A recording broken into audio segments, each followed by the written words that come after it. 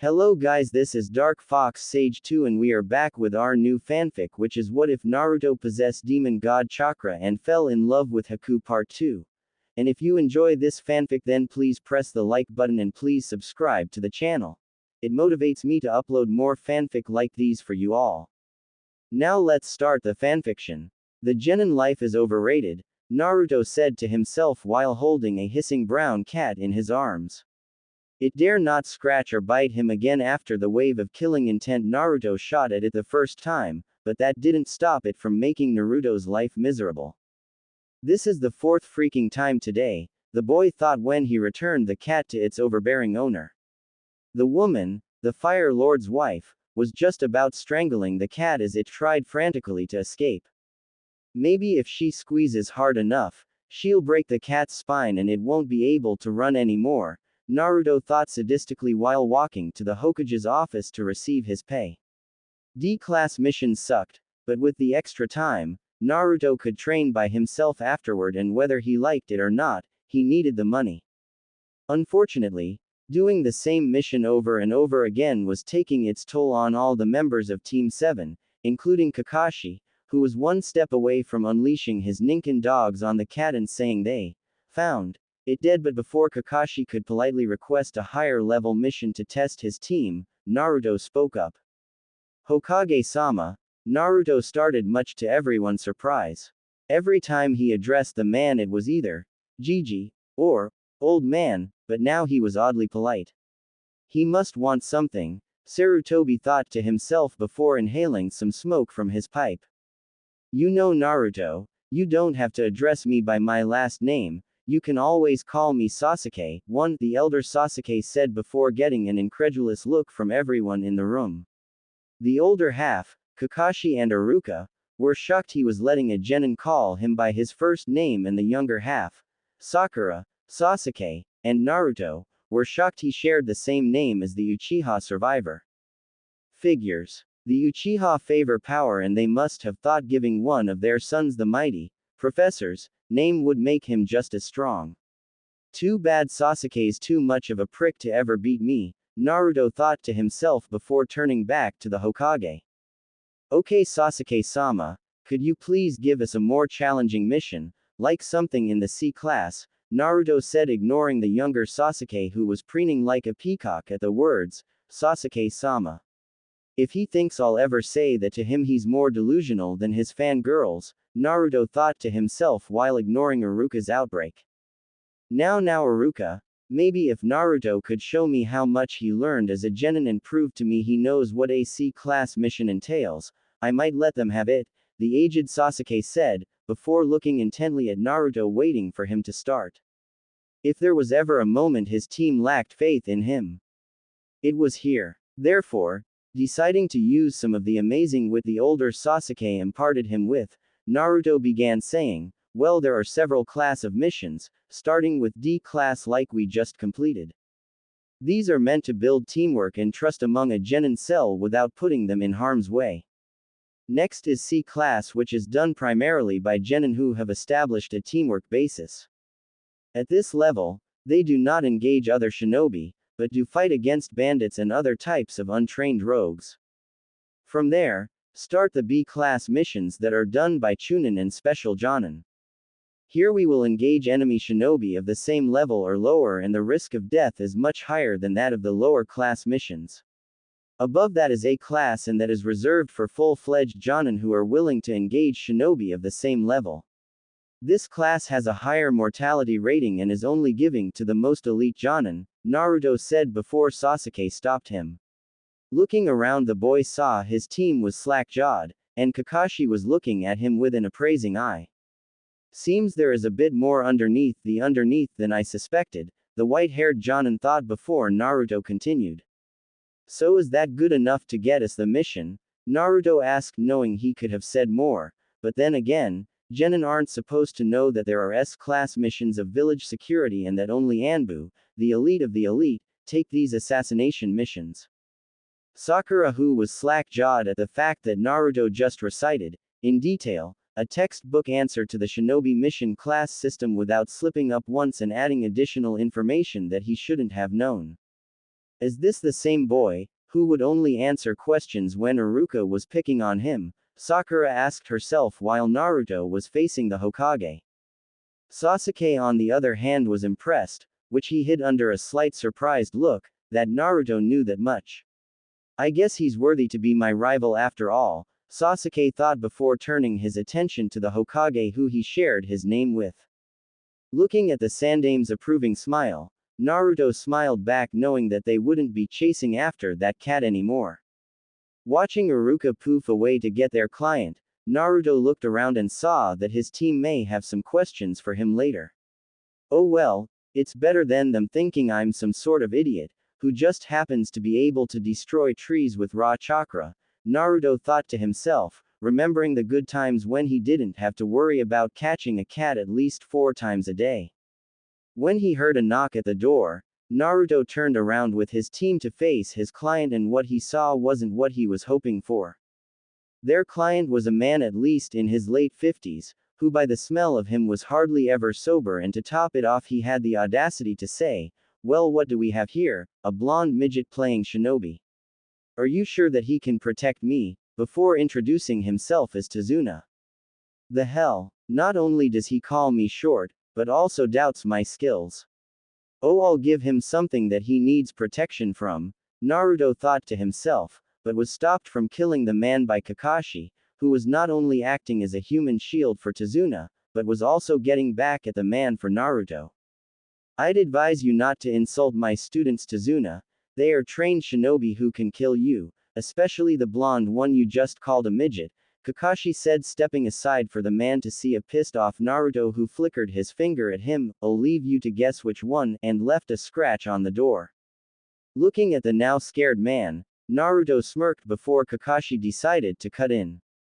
Now that we have that out of the way, Tazuna, I am a Jonin, and I should be more than enough to stop anyone who may want to harm you on this C-class mission, Kakashi said, taking note of Tazuna's nervous demeanor. Turning to his team, Kakashi then said, "We meet at the gate in an hour, read 3 hours," before leaving in a plume of smoke. Spending his 3 hours packing his spare clothes and gear, Naruto looked at the wooden sword laying next to his bed before saying aloud, "Maybe Kakashi knows how to use a sword," and leaving his apartment. With his wooden sword strapped to his back along with his gear, Naruto looked around and saw only Tazuna was at the gate. The aged man looked beyond pissed, and when he spotted Naruto, he immediately tried to apologize in hopes that he wouldn't see what else the boy could do without him seeing. "Don't worry about it. Just think of standing here for the last 2 hours as payment," Naruto said, feeling better that he didn't tell the man that Kakashi is usually a few hours late. It wasn't long before both his teammates showed up, and they were just in time to hear Kakashi's lame excuse. "I was held at the hospital after saving an old lady from a raging fire," Kakashi said while reading his orange book that Tazuna immediately recognized. "Liar!" Sakura yelled for good spirit, and Kakashi just shrugged. Somewhere across town, an old woman thanked her young silver hair savior for saving her from a burning building, not that anyone knew. Without further ado, the team left with their client, who was talking to Kakashi about which Ika paradise was the best. "Tazuna, I beg to differ, but when Mako and Hana crashed, Yugito's session with Sakura wasn't the best part." "No, my friend, when all 4 girls invited Keiko over for a session was the best part," Kakashi said a bit too loud for his students' liking. While Sakura was fuming that her name was in a perverted book and Sasuke was struggling to get the mental images out, Naruto just thought, this is going to be a long trip.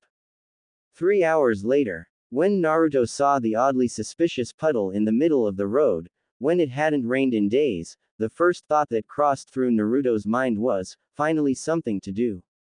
However, on further contemplation the boy realized, if they think that hiding in a puddle when it hadn't rained in days is tactful, maybe this won't be so fun. Therefore, resisting the urge to fire a chakra shako, Tama at the puddle and saving all of them some time, Naruto just waited and watched the oddly placed puzzle, hoping someone other than Kakashi would pick up the disturbance. After about a minute, Sakura stopped kissing up to Sasuke and noticed the puddle, leaving the lone Uchiha ignorant to the danger that they were in. Swish. In the span of half a second, Kakashi had been ripped apart by the puddle dweller's chain connected to what looked like matching gauntlets. Geez, these guys must be broke if they can't even afford to get a set of gauntlets for each of them, Naruto thought to himself as one brother rushed him and the other Sasuke. Following the said Uchiha's lead, Naruto threw a kunai next to Sasuke's shuriken to lock the chain in place, immobilizing their attacks. Watching Sasuke stand in front of Tazuna and before performing an advanced taijutsu combo on one brother, Naruto decided to wrap this up quickly by landing a quick blow to the stomach with a half-powered chakra shako, Dageki. Watching the man crumple over his probably broken ribs, Naruto motioned for Sakura to do her part. In what looked like a frightening display of hypnosis, Sakura used a genjutsu, inspired by Ino, to drag some information from the captured nins. The men struggled for about a second before the genjutsu hit them at full power, and they started spilling secrets left and right. I wet the bed until I was 15, my brother is a closet pervert, and we work in a gay bar for extra cash, the brother on the right said before falling back into his genjutsu-induced sleep. Pretending she didn't hear that, Sakura asked, "Okay, who are you working for?" Hoping that they would give her a straight answer. "We work for Momochi Zabuza, got a recent job, lots of cash, Gaitu, bridge builder," the nin said before passing out. The genjutsu had run its course and he and his brother would be out long enough for them to pick them up on the way back or until someone came and killed them, either way was fine with Naruto who had more pressing matters. However, before Naruto could lay a finger on their lying client, Kakashi made his appearance. Looking at his team, he was glad to see no one was surprised to see him. After noticing this, he said, "Good work. Your teamwork was flawless, and you managed to pull some information out of your captured enemies, very shinobi-like," the man said, making all three of his students swell with pride, some more so than others, such as Sasuke for example. Turning to the bridge builder, Kakashi began to tear into the man before pulling the reasons why he lied about the mission level before threatening to end his life for lying to him. Naruto was up for beating the shit out of the man for lying to him before completing the mission, but what Kakashi was suggesting would put him out on the streets. C-class missions didn't come cheap, and Naruto needed the money to pay his landlord. Stopping Kakashi from terminating their contract, Naruto said, "Kakashi, you heard the man, the wave won't survive without the bridge, and I don't know about you guys, but I know how harsh the world can be and that's something no one should experience. Therefore, I say we complete the mission and bump up the price later," before turning to his teammates. Sasuke was ready and showed it in his cocky smirk, while Sakura looked a bit less decisive. Weighing the options, the pros being that she could impress Sasuke and get stronger to beat her rival, outweighed the cons, which were dying or being maimed beyond repair with her logic. Nodding at Naruto, the said boy turned to Kakashi who was still edging for his kunai knife. Letting out a sigh, the man turned to Tazuna before saying, "I've been overruled, but this mission is now considered an A- class mission, you better be able to pay later," Kakashi said, leaving one final threat, before turning to his team. "From here on out, we have to be on full alert. The two you just faced were the demon brothers of the mist and were of the Chunin rank. With that in mind, the next person we encounter will be at least Jonin, so are you sure you still want to continue?" Kakashi asked, looking intently at his team. He remembered what happened to his team when they went in over their heads, and it was the reason he was now short one teammate and now wore a crudely made eye patch. Crossing deeper into the mist-covered field, Kakashi knew his students were on edge and frankly they should be, knowing that a Jonin could pop out at any moment from the mist. Hearing the faint whistle of something slicing through still air, Kakashi yelled, "Get down!" while taking Tazuna and Sakura with him. "Damn, I knew there was something wrong with that rabbit Naruto almost killed earlier," Kakashi said to himself as he got up and drew a kunai. It was the middle of summer and a snow-white rabbit had just happened to cross their path, but being so deep into his book, Kakashi waved it off as an escaped lab animal. Cursing himself for being careless, He looked up at the giant Zanbato that was stuck in a nearby tree. Kakashi couldn't but feel a little fear creep into him. A mist swordsman this far out? Damn, I'm going to need my Sharingan, gotta make this fast, the silver-haired Jonin thought to himself as the mist cleared, revealing his opponent. The man in what looked like cow skin clothing turned to Kakashi before speaking out. Sharingan Kakashi, it will an honor to kill you, the man said while Sasuke said to himself, Sharingan Kakashi. Before Kakashi cut in saying, so my reputation precedes me, demon of the mist, Momochi Zabuza. Zabuza let out a laugh before saying, anyone who reads their bingo book would know of you, but for you to know me will make it an even greater honor when I cut off your head with Kubikiri Haucho, head chopping cleaver, while sending out some killing intent. In an instant he had broken their formation to protect Tazuna, and in a faint whisper Zabuza said, Muon Satsujin Jutsu, silent homicide technique, but Kakashi stopped his sword swing with his kunai before he could kill Tazuna. Unfortunately for Zabuza, Kakashi wasn't done, and with a war cry he launched the silent killer into the nearby lake. Rising from the depths, Zabuza said, Kurigakure no Jutsu, just loud enough to frighten the genin and worry Kakashi, who raised his Hayate, revealed his Sharingan eye, effectively pissing off Sasuke. How does someone outside the Uchiha clan have a Sharingan, while I can't awaken mine? The boy thought while Zabuza said, good job Kakashi, now take off the kid gloves so when I kill you, you know that there was absolutely nothing you could have done, his voice bouncing from every direction. A true master of hidden mist swordsmanship. This should be a challenge, the Kapinan thought to himself, before he felt Zabuza's breath on his neck. Where should I hit first? The heart, kidney, lungs, or brain? Zabuza said while hiding in the mist, just naming a few of the fatal place to be hit. Dodging the swing, Kakashi ducked down before driving forward and stabbing Zabuza in the stomach, and he would have killed the man if it wasn't a Mizu Bunshin mist clone. The bridge builder. Kakashi thought before making his way to Tazuna and stopping the blow that would have ended the man's life, but put him in position for Zabuza to return the favor for the kick Kakashi had landed earlier. Watching the man sink, Zabuza went on top of the water to make sure the Jonin was dead when Kakashi copied Zabuza's earlier appearance and burst through the water before placing his kunai to the missing mist nin's neck. You lose Zabuza, said a very wet and very pissed Kakashi. To his surprise though, all Zabuza did was laugh before saying, you fool, instantly putting Kakashi on guard as the man dissolved into water and was put into a Suiro no Jutsu, water prison, within the seconds that followed. Shit Kakashi, you really fucked up here, get the children to run with the bridge builder and maybe they can escape, were the only thoughts that ran through Kakashi's mind when he was captured. Relaying his message to his genin cell, Kakashi found it shocking when they threw his, those who don't follows orders are trash, but those who desert family are worse than trash, and fought off Zabuza's Mizu Bunshin as they came ashore. Keying in on the man through the watery cell, Kakashi could hear Zabuza say, you can't escape me, you will die just like your sensei here, before going off to spew about how he kicked his whole class to become genin. The reactions were predictable as Sakura bit back the bile coming out of her mouth, while her two teammates just suppressed their fear.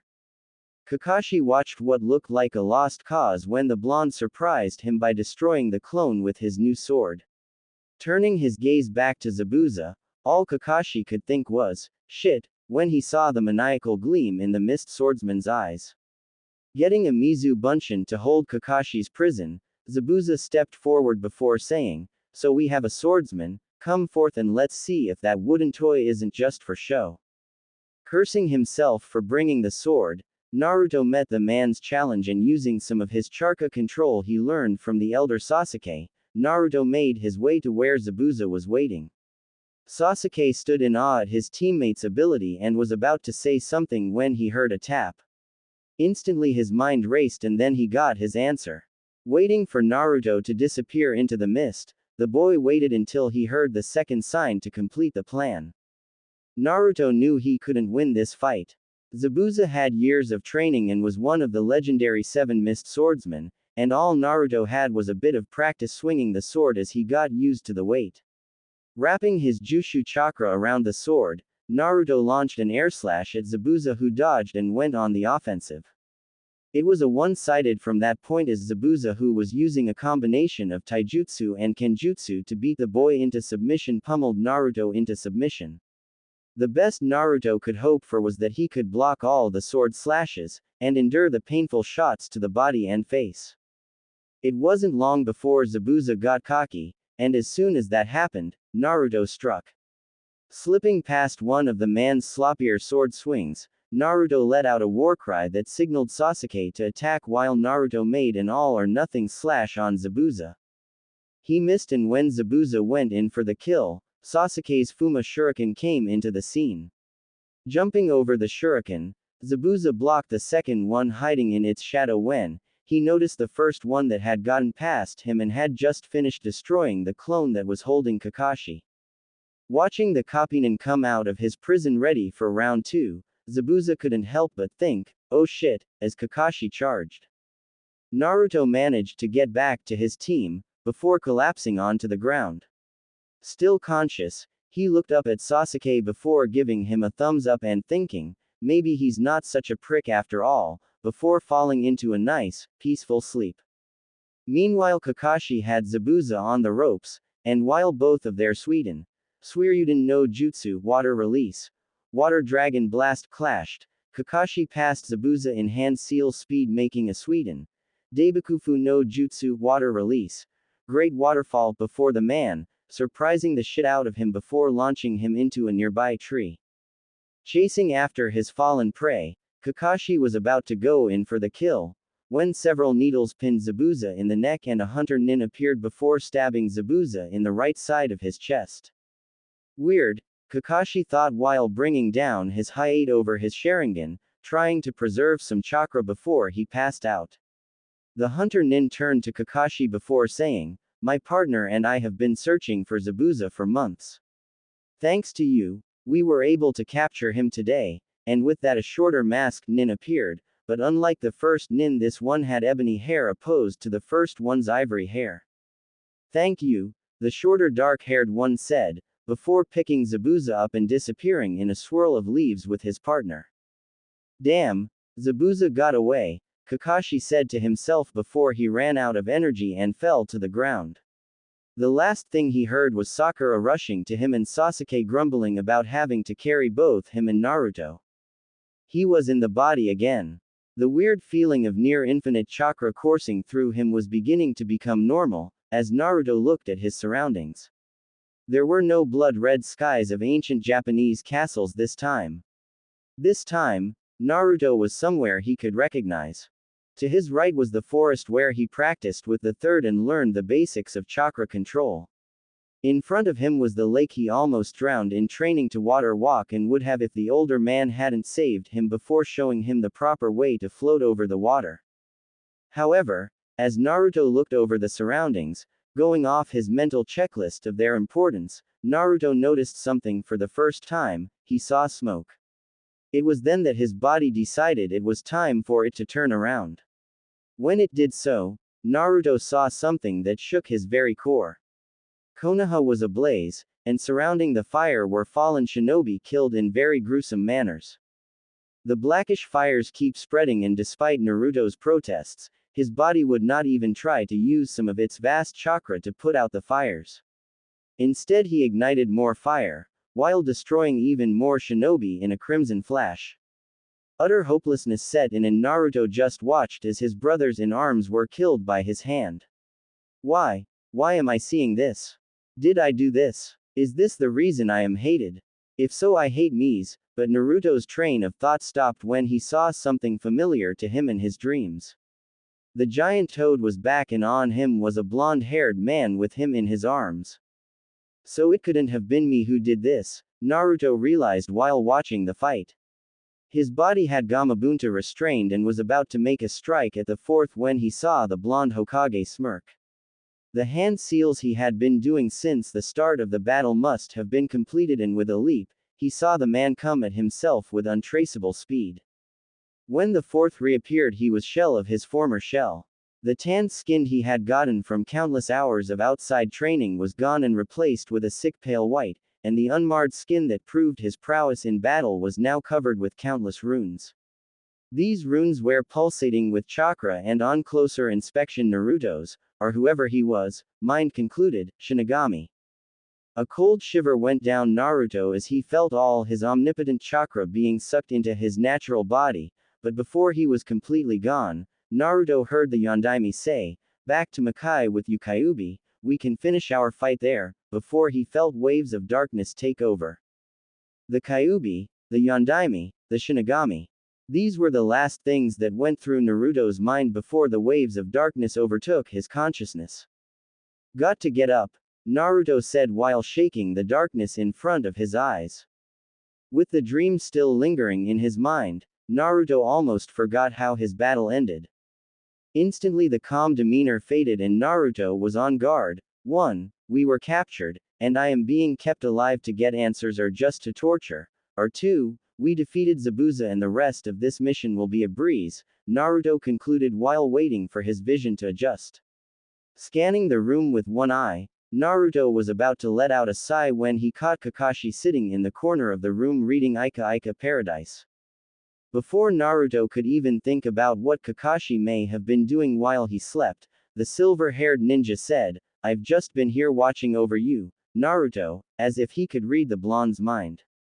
"I'll figure out later if that's just his guilty conscience, or if he can just read minds," Naruto thought, swearing he heard Kakashi whisper, the latter, before the silver-haired ninja just giggled like a pervert and dug deeper into his book. It didn't take long for an irritated Naruto to get up, working on sheer willpower to get away from the blatant pervert, but as soon as Naruto was about to reach the door, Kakashi stopped him. For Naruto, it was a first to see their untouchable sensei stand in crutches, but it was even more shocking to see his serious expression. "I want to thank you, Naruto.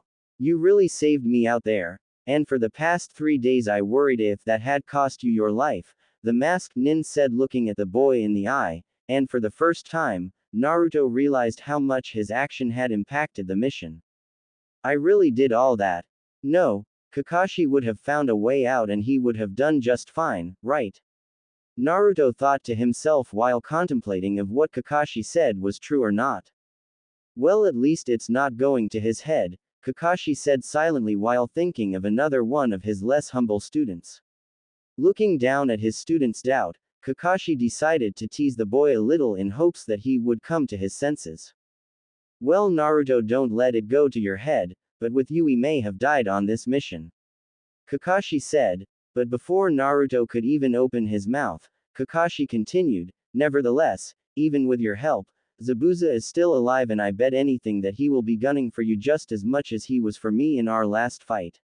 Therefore, I prepared a surprise for you," Kakashi said while limping out the room, leaving Naruto to wonder, and what might that be?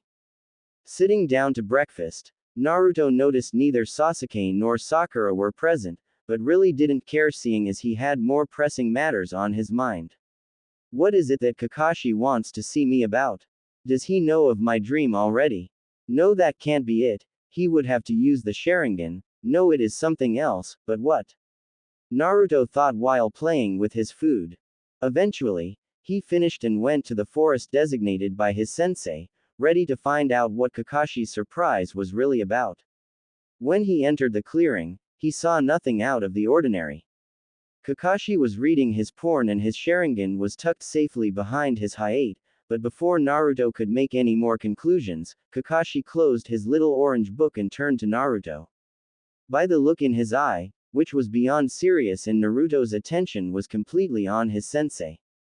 "Naruto, your actions in our encounter with Zabuza saved my life, but it also endangered yours. Zabuza will not underestimate you anymore and most likely will be gunning for you first before anyone else, save for myself," Kakashi said. As cocky as that sounds, I know it's true, Naruto thought while looking intently at his sensei.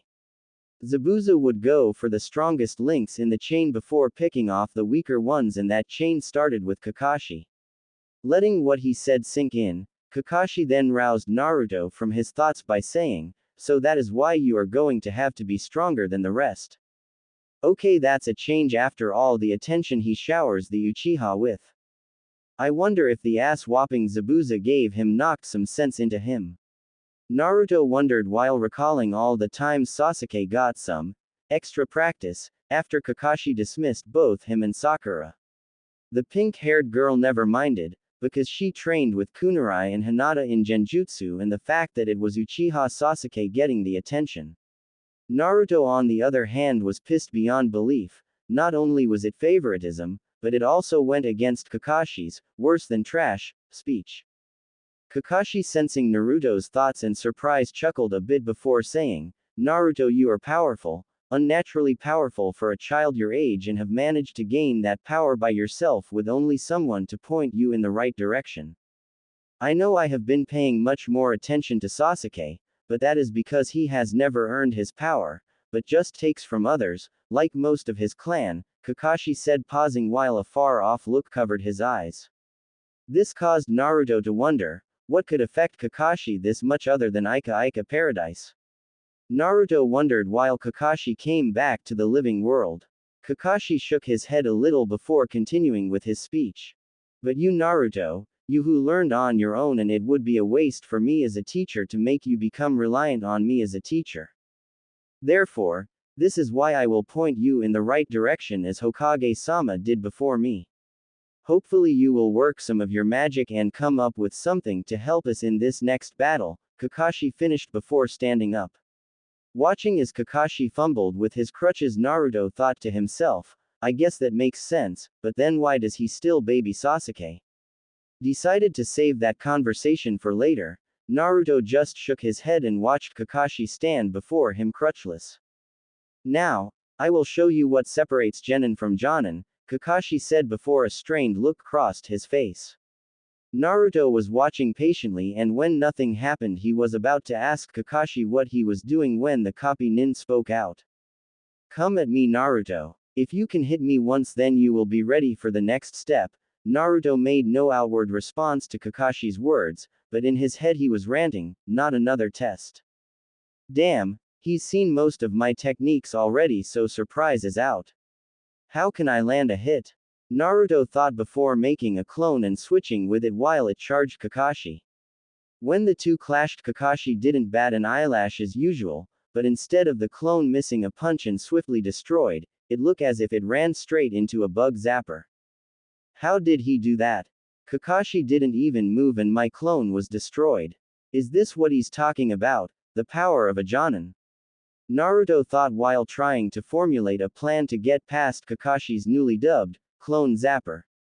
So far he was coming up blank, and any way his clones came at him they would be destroyed, where it was underground or over it.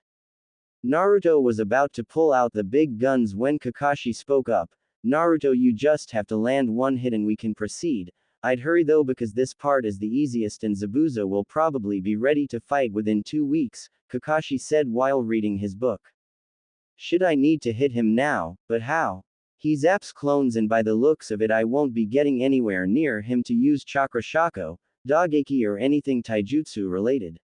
Therefore, it's long range I need, but he's already seen Chakra Shako, Tama. No, I need something new and original, something he wouldn't expect me to do," Naruto thought before a wicked grin crossed his face. He's expected me to think Naruto-like, but I wonder what would happen if I did something that had Sasuke written all over it. Naruto thought before jumping from his hiding spot along with about dozen other clones he was using to throw off Kakashi's perception on where he was. Kakashi didn't look worried though. He was confident his electrical field would stop the boy, and he was right, but what Kakashi didn't realize was that the real Naruto was in his blind spot and landed just as his clones hit the barrier. "Let's see, how much of a pounding can this barrier can take?" Naruto asked to no one in particular before unleashing his Chakra Shako. Feeling Naruto's chakra spike, Kakashi turned around so see Naruto preparing to fire off a Chakra Shako. Tama shot when something changed. Instead of one shot firing, the chakra in the center of the pentacle shot out across the 5 wisps of chakra that made the weaver, before launching from the ends of those. Now Kakashi was in a dilemma. Either he could try and dodge this new jutsu, but his gut told him that Naruto had already accounted for that, or he could hope that his barrier was strong enough to hold all 5 of the shots. I guess there's only one way to find out, Kakashi concluded before taking the attack head-on, but instead of reading his book like the last times, Kakashi was actually concentrating on defending. The blue lightning darted in all directions trying to hold off Naruto's orbs of chakra, and it looked like Kakashi was going to win when the orbs suddenly popped. Looking at the dumbstruck Naruto, Kakashi figured that the attack was over. And good thing too, otherwise, I may have ended back up in the bedroom trying to wiggle my big toe. 1. Kakashi thought before trying to start his barrier again, when felt something tap his shoulder. Turning around to see Naruto with a chakra shako, Dogeki primed and ready. Kakashi smirked under his mask before saying, "Well, it seems you're ready." It was really cunning to use a new technique in the middle of a battle, knowing that your opponent had planned all your moves. It was stupid on my part to underestimate you, but risky on yours if it hadn't worked where you would be caught in my lightning web. Kakashi said, breaking down all the mini lessons that they had gone through. Nodding, Naruto absorbed what Kakashi was saying before the silver-haired nin continued. "One question though, where did you come up with the idea for that jutsu?" Kakashi asked and was surprised to find out that Naruto used Sasuke's Hausenka no Jutsu, Phoenix Fire Flower, as a basis for the multiple shots.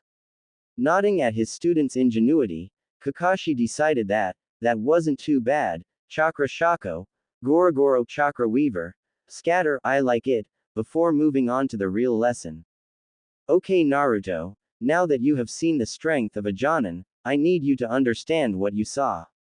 What I just did was element manipulation, which is the usage of chakra to control one of the natural 5 elements: fire, water, earth, lightning, and wind. I am naturally predisposed to lightning, so that is why I can mold lightning jutsu out of pure chakra with hand seals. You, on the other hand, are air," Kakashi said before explaining to Naruto what that meant. "Your element is brutishly strong, while at the same time fast as lightning. So what I want you to do is to incorporate your wind element into your kenjutsu, seeing as it is already in your taijutsu," Kakashi said while watching Naruto closely. Confusion played clearly on his face, and for the first time, it looked as if Naruto was presented a question he didn't know the answer to. "So HW do I do this?" the blonde asked, causing Kakashi to smack himself, forgot to give him an example, while pulling deep into his chakra reserves. "Okay Naruto, I only have enough chakra to do this once, so pay attention." With that being said, Kakashi's face fell back into the strained look as the air began to crackle madly around him. His chakra became visible as blue lighting began to form, before becoming an off-white color.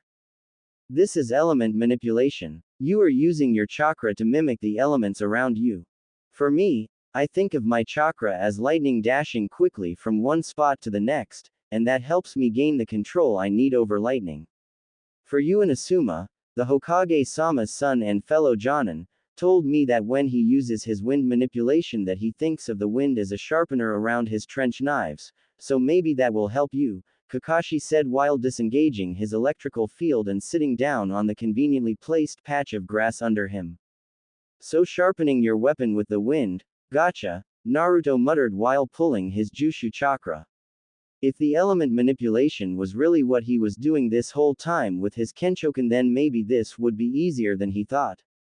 3 days later. "Okay, not as easy as I thought," Naruto said to himself while trying to get his chakra to form at his will.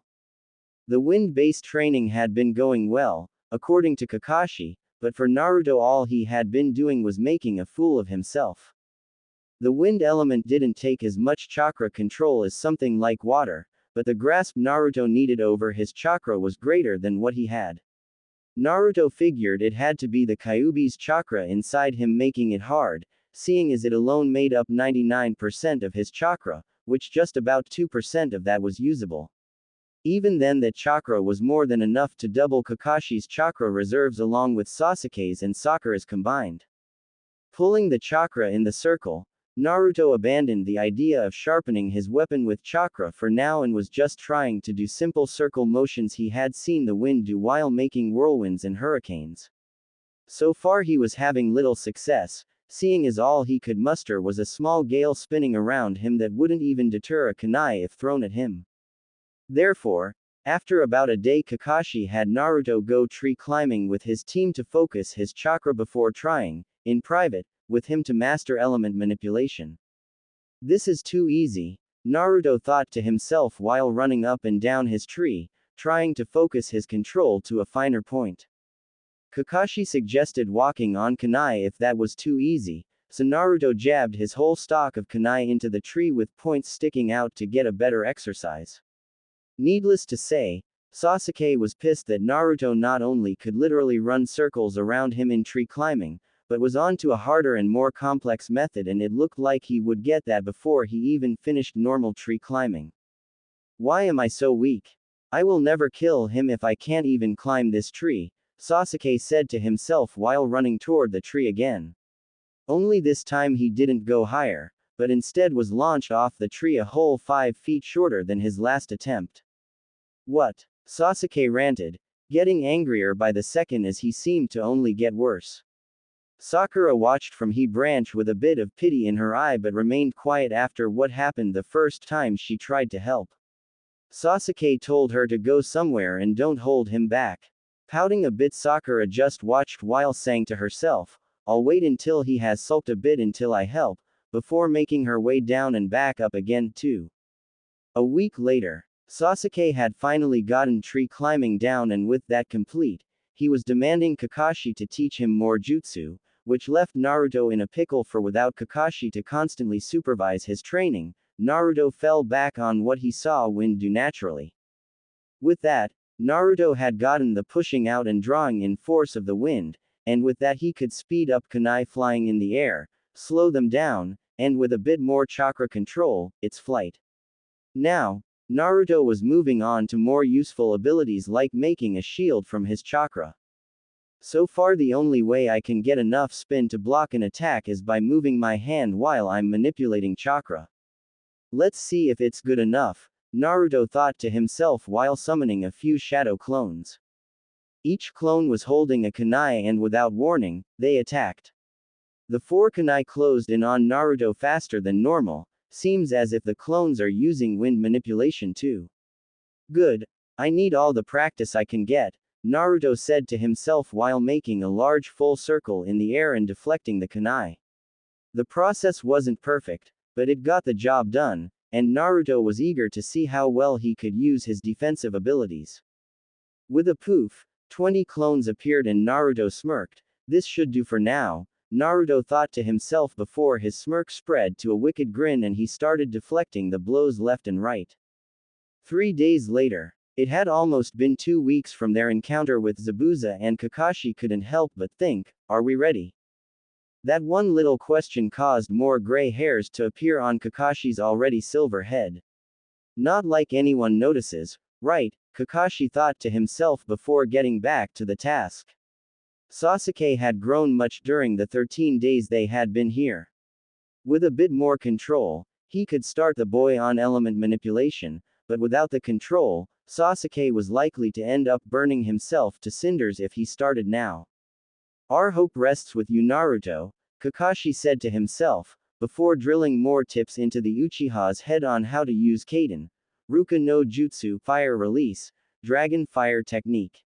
Nodding, Sasuke went back to burning more tree trunks while Kakashi's shadow clone checked in on Sakura. The girl's progress was staggering, at least for the one who would be considered the weak link. I guess Sakura took it upon herself not to slow the team down. Good, we need more kunoichi like her, Kakashi said to himself while watching the effects of her genjutsu with his Sharingan eye. Like most genjutsu, hers was invisible to all, except those with special dojutsu, but unlike most, Sakura was far more advanced with her genjutsu. Watching with transfixed fascination, Kakashi saw Sakura disappear, before reappearing at a nearby tree and making a slash through the air. Nothing spectacular, to the untrained or Sharingan ed eye, that is. Was that Kunarai's Megan?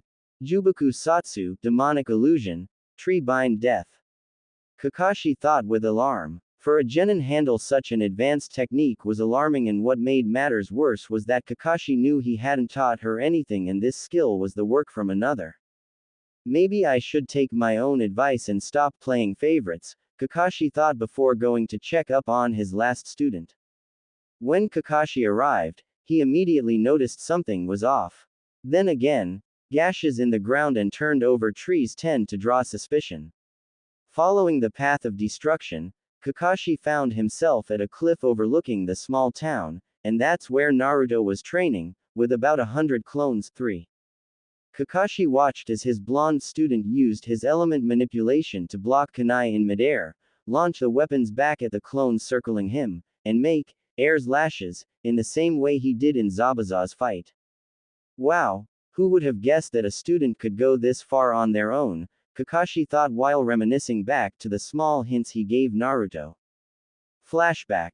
Kage Bunshin helps speed up the process, and remember, try to find a way to wrap your mind on how your element works, was all Kakashi said before going to train Sasuke and left Naruto standing with a contemplative scowl on his face, thinking of ways to wrap his mind around his element. End flashback. While that wasn't much at all, Kakashi said to himself, while watching the shadow clones dwindle around Naruto, until it was one-on-one. Judging by the clone's appearance, it was in charge of his fallen brethren and he was able to take more than one blow unlike the other shadow clones. He can reinforce his clones already. Kakashi thought, remembering the only man who could sustain the constant strain of sending chakra to clones and keeping them reinforced. Maybe a little of the fourth legacy was imparted to Naruto when he sealed the Kyuubi's chakra inside the boy, Kakashi concluded while watching the fight draw out to its last seconds.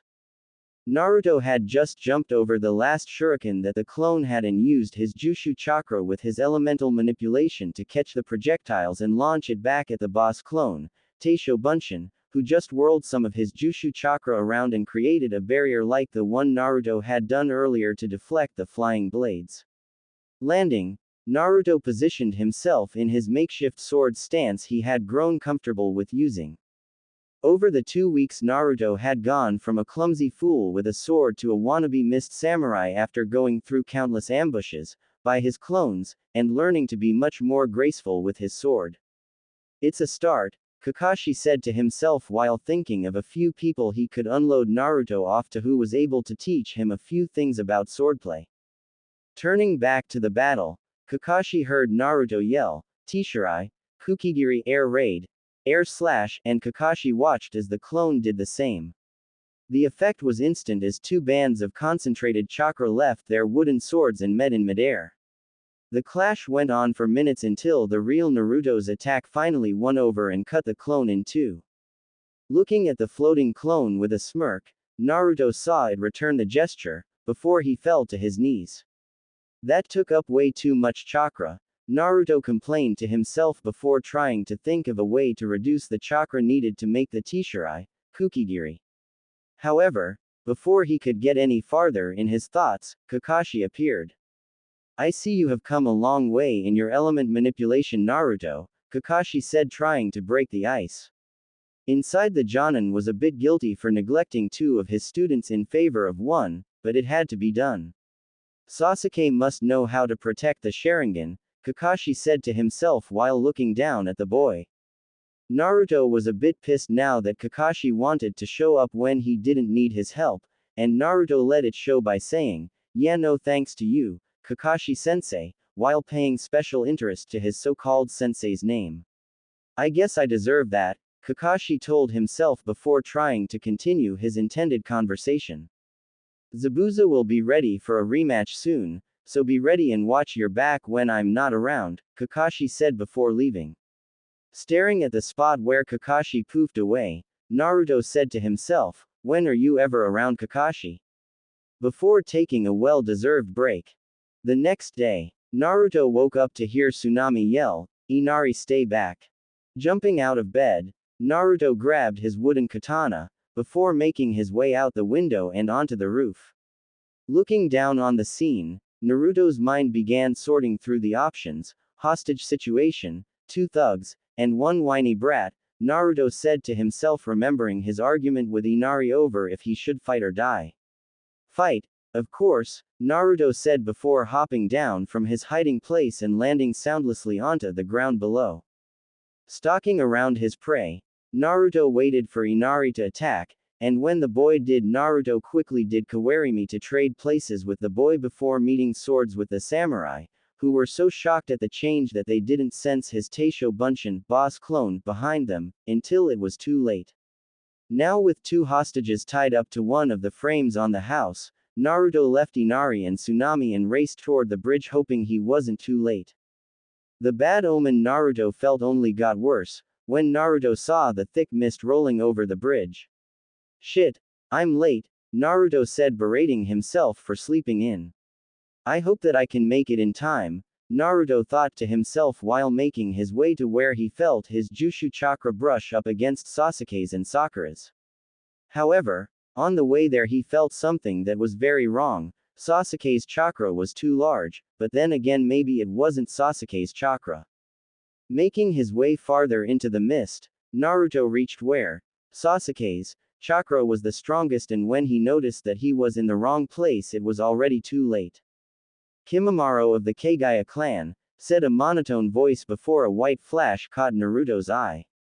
Instinct kicked in, and without missing a beat, Naruto's hand formed a circle, changing the air currents, which stopped the white projectiles from tearing into his skull. Naruto readied his sword and looked at his opponent. The white-haired teen was as emotionless as a hyuga, and was dressed in a thin sleeveless shirt that was dark blue and long pants, that were also the same color. Looking at his gloved hands that were pointed at him, Naruto's gut instantly told him to be on guard whenever they were pointed at him. Watching his opponent lower his arms and begin to speak, Naruto instantly felt on edge when Kimimaro boy's mouth did any more than necessary. He's like a statue, Naruto thought while he heard the boy say, not many survive my introduction. Well, seeing as you know my name, maybe you should tell me yours. Naruto looked at Kimimaro, who still didn't have any emotion on his face. Suppressing a shiver, Naruto said, Uzumaki Naruto, before dashing forward. Once in range, another white flash blocked Naruto's horizontal sword slash. Naruto's wooden sword pressed against Kimimaro's white sword, which upon closer inspection Naruto realized was his bone. How? Yeah, he's of the Kagaya clan. This must be the Shikatsunyaku, dead bone pulse, but the Hokage's file only state they used weapons no other person could wield. It never said that they used their bones, but Naruto soon realized that the few people who came back with the information must not have had a direct confrontation with the bone user, seeing as he was quickly overpowered by the boy's kenjutsu and taijutsu combinations. Blocking the heel of the bone boy's foot with his sword, Naruto used the power from Kimimaro's kick to put some distance between the two. Naruto wiped some blood from his chin, and rubbed his throbbing face, trying to figure out a way to approach the bone user. Kimimaro's fist is like stone and his taijutsu is way better than mine. I guess it will come down to ninjutsu, Naruto thought while smirking, just how I like it. Kimimaro was curious of Naruto's kenjutsu style. He protects no vital areas with that stance, but when I go in for the kill his arms are already in place for the parry and counter-attack. I must know what teaching this is, Kimimaro thought before asking Naruto, your kenjutsu style, what is it? Looking at the boy who had asked a question out of genuine curiosity in the middle of a battle, Naruto shrugged and laughed to himself while thinking, well, I've seen weirder things happen, before brushing thoughts of his porn-reading sensei away. It's called Tishirai Air Raid, I made it myself, Naruto said with pride filling his voice. This was something he had created on his own and it was rough around the edges, but with a little practice and guidance it would be something to be feared, or at least that was what Naruto thought.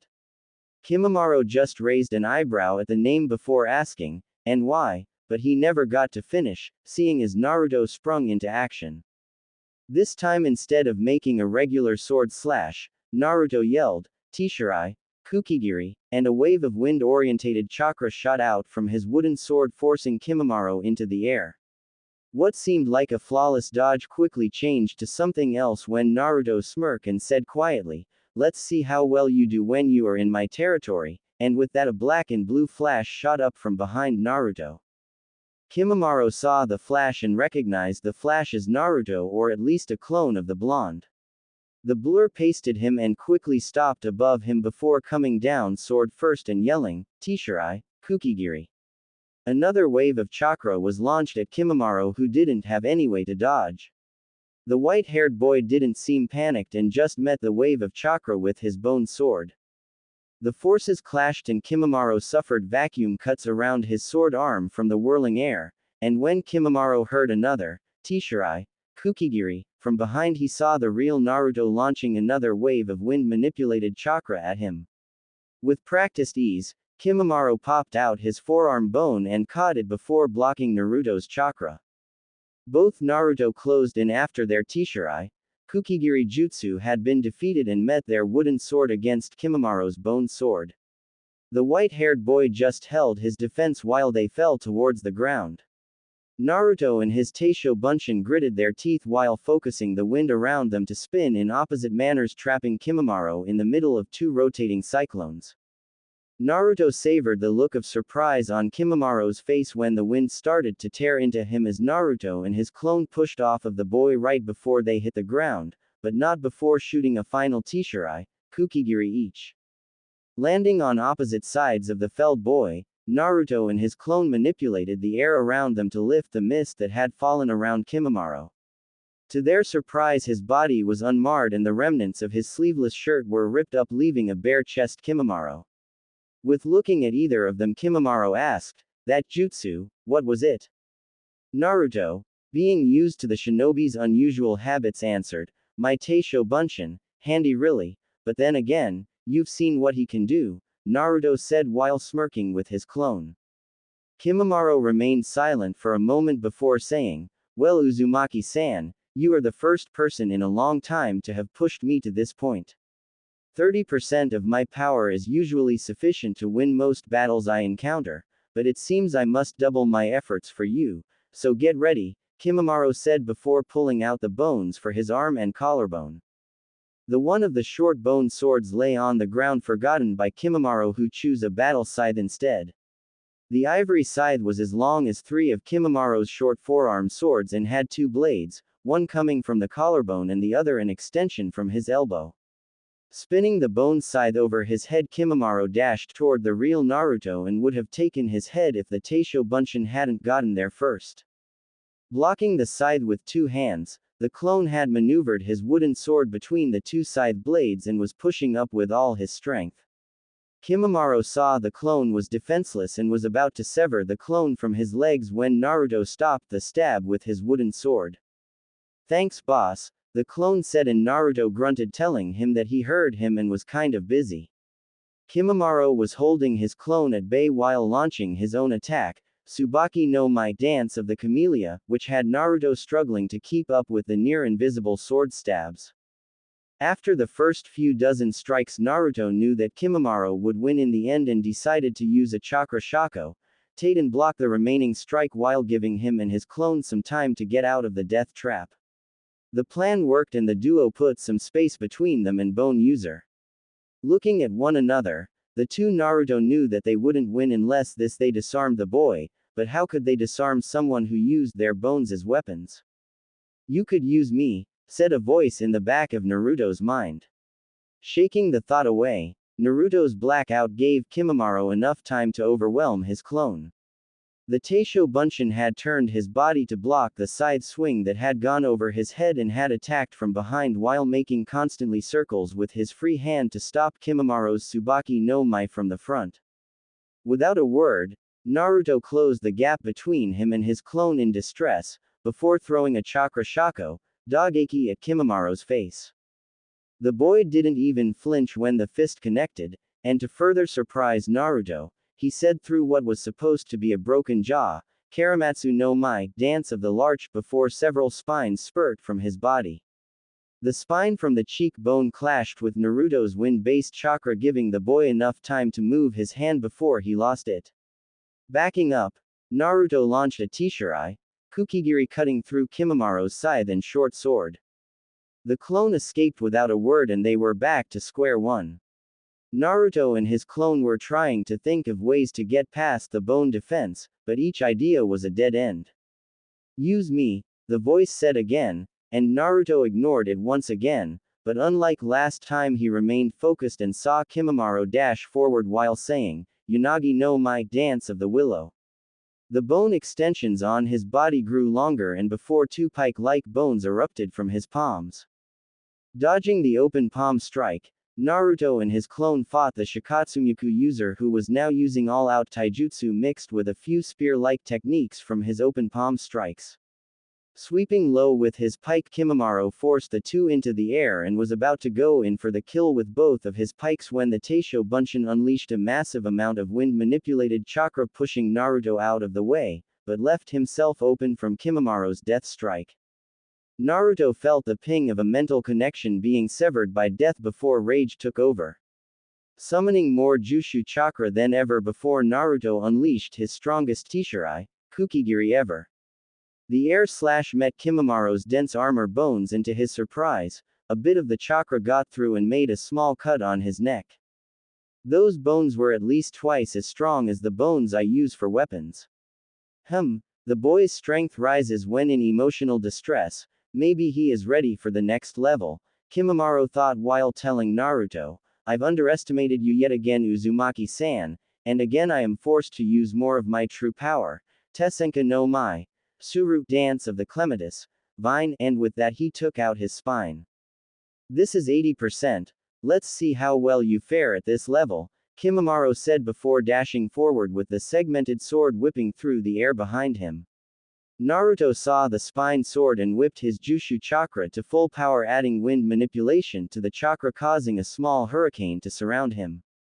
Dashing forward to meet Kimamaro, Naruto felt the boy enter his hurricane and approach the 3-meter-long eye. Kimamaro reached the eye in time to face another one of Naruto's supercharged Tishirai, Kukigiri, but unlike last time Kimamaro nimbly dodged the air slash and started his elegant dance. Naruto was forced to use the hurricane that surrounded him as a shield when Kimamaro's blows became too numerous to dodge. Using guerrilla tactics, Naruto would dash from one end of the hurricane to another and strike Kimamaro who was stuck in the eye, before retreating into the storm walls. The strategy was working until Kimamaro started predicting Naruto's attack pattern and would parry his blows before Naruto could make a clean hit and escape. Shit, if this keeps up he will start countering me soon, Naruto thought while circling his opponent under the cover of his chakra-created storm. Another Teisho Bunshin was out of the question seeing as his reserves were lower than half his max, and making a Teisho Bunshin would just be a waste of chakra. Maybe I could, but Naruto's train of thought was interrupted by the voice yet again. Use me, it is the only way, the voice said again. Naruto was about to object when he heard Sasuke scream. Your friend will not last much longer if you delay. You need to act now, the voice said. How? I don't even know what you are, Naruto said, desperate to help his teammate. Sasuke had never been his best friend, but Kakashi's speech was sticking out in Naruto's mind like a sore thumb. Reluctantly, Naruto gave in to the voice's persuasion and was sent the seals and immediately recognized them. No, I can't use that, I won't unleash the Shinigami, Naruto said to the voice whose chakra flared a little. The cold chakra was familiar, but unlike last time he sensed his own chakra mingled with it. The Shinigami took Naruto's silence as a chance to explain what really was happening. I can see why you are reluctant, child, but you must understand that our last encounter was merely a test, and seeing as you passed, you have been given the right to be my partner in battle, the Shinigami baited, waiting for Naruto's response. Naruto thought it over until he noticed that Sasuke's chakra started dwindling faster than ever. The panic set in and Naruto made his decision. Okay, I give, just help me save my team, Naruto thought to the Shinigami. Running through the hand seals, the cold chakra rushed through Naruto's veins and slowly all of his wounds that weren't healed by his chakra instantly vanished and the dark robes of death replaced Naruto's tattered clothes. Now was that so bad? Well, whether or not it was, You are now the partner of Tenkan, and rule number 1 when partnered with Tenkan is, we never lose, Tenkan said, causing Naruto to smirk. Feeling the cold chakra flowing through his body, Naruto dashed out of the hurricane faster than he could ever do before. Kimimaro hadn't become flat-footed in his wait for Naruto, but was in fact extending his senses while waiting for the boy to make his move. The instant Naruto dashed out of his protective winds, Kimimaro knew and was able to track his movements. The only problem was that he couldn't keep up. Doing the best to minimize the damage, Kimimaro reinforced his bone armor with more chakra, but Naruto's new katana was more than a match for that. Blood seeped into his sleeveless shirt and Kimimaro looked down in shock. Is this his true power? Has he been holding back this whole time? Kimimaro thought as he overwhelmed by Naruto's new form. Even with his graceful movements and deadly precision, all Kimimaro seemed to hit was the flapping black robe that shrouded Naruto's body. Finally, after stepping into a sword slash aimed for the stomach, Kimimaro positioned himself for the kill when he aimed for Naruto's temple. Seeing the segmented sword hit his katana and bend around the parry to hit his skull, Naruto's eyes widened before he felt a tingle in his chakra. Just before contact, a circular wind barrier formed beside his head blocking Kimimaro's blow, before the wind shot out pushing the boy away. Kimimaro looked at Naruto in shock for a split second before killing all emotion in his face and thinking, his skill level has shot up exponentially, well I guess I have finally found an opponent worthy of my full attention. Let's hope he can last more than a few minutes. Feeling a smirk worm its way onto his face, Kimimaro pushed his bone armor to full power and summoned his strongest bone to cover his arm. Naruto could only watch in morbid fascination as Kimimaro's body was covered with even longer bones, giving his appearance a more devilish look. The most noticeable change was in his left arm as a large bone covered it completely before condensing itself with chakra and spinning into a spear-like shape. Kimimaro just looked at Naruto while holding his segmented sword and readying his spear-like arm before telling Naruto, "This is 100% and you are the first opponent to see this since my rescue from the Kagaya clan mansion and thus you are the first in years to receive the honor of dying to it." Naruto barely saw Kimimaro's charge and even then he didn't have enough time to evade the spear's blow, but like last time, the Jushu chakra flared again pushing the spear slightly to the left moving the lethal attack into Naruto's shoulder and away from his heart. Blocking the sword segment sword swipe at his head, Naruto felt his wind-manipulated chakra stop the sword yet again before pushing Kimimaro back with a howling blast of wind. How? I didn't do, Naruto thought while nursing the wound on his left shoulder. He was lucky it didn't hit his sword arm and Tenkan was adamant when it came to telling Naruto that and what he did. You didn't, I did. And you should be thankful we are partners or your so-called self-taught skills would have gotten you killed, but have no fear we are still in this fight, Tenkan told Naruto, while Naruto just dodged and weaved through Kimimaro's blows relying on Tenkan to use a wind shield to divert any attacks that would have gotten through. And why do you think that? Because if you haven't noticed this bone guy is at least twice as fast even with all that extra armor, which by the way is almost impossible to break, and he isn't pulling any punches, Naruto said to his soul partner before taking a bone-covered fist to the face. Spinning his body around to block Kimimaro's follow-up, Naruto countered the bone boy's move with a little of his hake, Kenshoken only to have his wind-covered strike flow over Kimimaro's bones. See? That strike had loads of chakra in it and all it did was slid right over his bones, Naruto told Tenkan losing more hope. The Shinigami soul remained silent while watching his host take the beat of his life, topping Zabuza's only because Kimimaro was around his age. After Naruto fell to the ground when Tenkan failed to stop Kimimaro's fist, the Shikatsumyaku user moved in for the kill saying, "Goodbye Uzumaki-san, Tessenka no Mai, Hana, Dance of the Clematis, Flower." The long spear bone on Kimimaro's arm twisted into a drill and Naruto could only watch as Kimimaro closed the distance between them with his drill leading the way. Naruto watched everything in slow motion and at the last seconds before impact Naruto heard Tenkan say, "If you want to live trust me." Naruto just nodded and said, "Tenkan, Kaiban, Divine Punishment, split into 9. The cold Shinigami chakra increased tenfold and Naruto saw a man walk toward him from behind Kimimaro. The bone user didn't seem to notice the man wearing all black passing him, but to Naruto he stood out like Kyuubi's chakra. Looking up, Naruto could see most of the man but his face eluded him.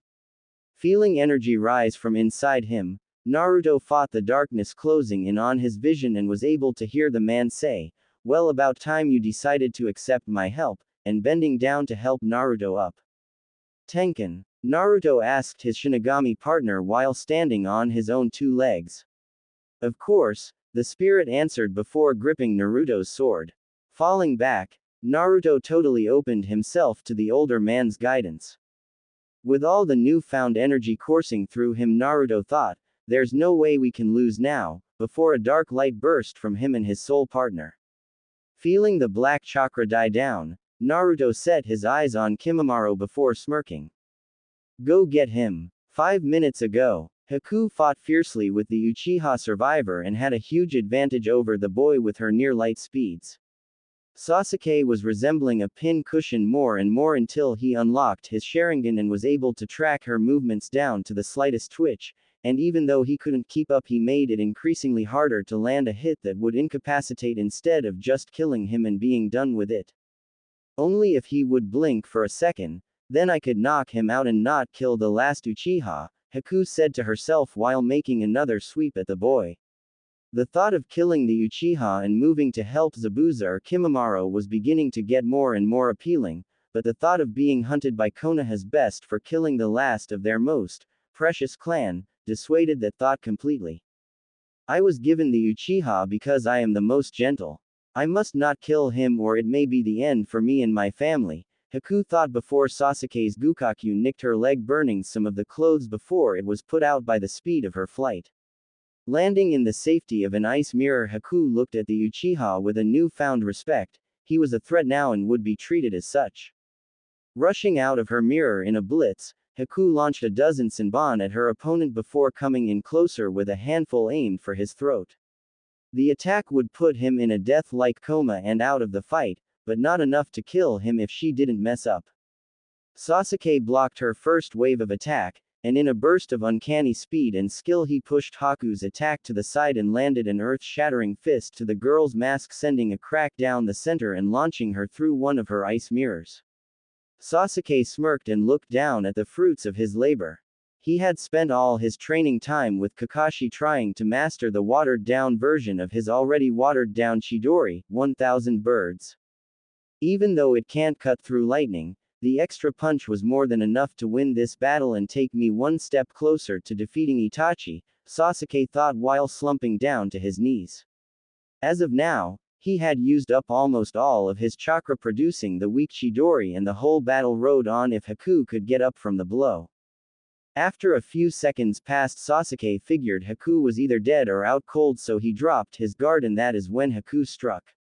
In a last-ditch effort, Haku bounced from shattered glass to her mirror positioned at the top of the ice ring and fired herself downwards, directly on top of the last Uchiha. Feeling the 3 Senbon that pricked his neck, Sasuke tried to fight the darkness that was closing in from all sides. Sasuke made one final swing with his fading Chidori only to shatter the remains of Haku's mask with his fist before passing out.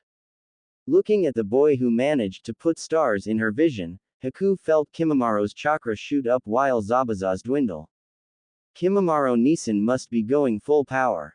His opponent must be strong to push him to that. However, Zabuza's in danger. I must help him and then all together we can tackle this larger threat. Kimimaro Nisan, hold on, I will bring help soon, Haku told herself before rushing off to help Zabuza with Copy Nin Kakashi. Kimimaro's bone drill had stopped about a yard away from Naruto, not because of his choice but because he had hit something. This something was a ring that floated around Naruto by some sort of advanced chakra control. The ring was jet black with a red streak running across the middle. In the red streak were 9 nodes. What these nodes did was a mystery to Kimimaro, but his senses told him to be wary and stay on guard. Looking past the ring, Kimimaro saw Naruto, who was standing behind his ring perfectly calm, and to his surprise Naruto was more than calm but was smirking as if the battle was already decided. Fighting the frown that was worming its way onto his face, Kimimaro told himself, I must remain calm, he is only trying to get in my head. This battle is mine, all I have to do is take it. With that in mind and a small breath, Kimimaro calmed his nerves before exhaling and charging. Naruto, on the other hand, was smirking about his new appearance. Gone were the tattered clothes from Kimimaro's bone blades and was now clad in a black battle vest, zipped to the top with 2 shuriken pouches on his chest. Under his vest was a black short-sleeve shirt with bandages tied over both, and on his black cargo shorts were 2 large pouches resting on his belt. Further down were black bandages wrapping around his legs, leading to his now black all-purpose ninja sandals. Looking himself over again, Naruto was impressed but decided to ask Tenkin, why such an overtone on black? You make me out to be an even larger angst case than Sasuke. The Soul Reaper just chuckled at the joke before saying, black is death's color, and seeing as you are my partner, the least you can do is wear the outfit.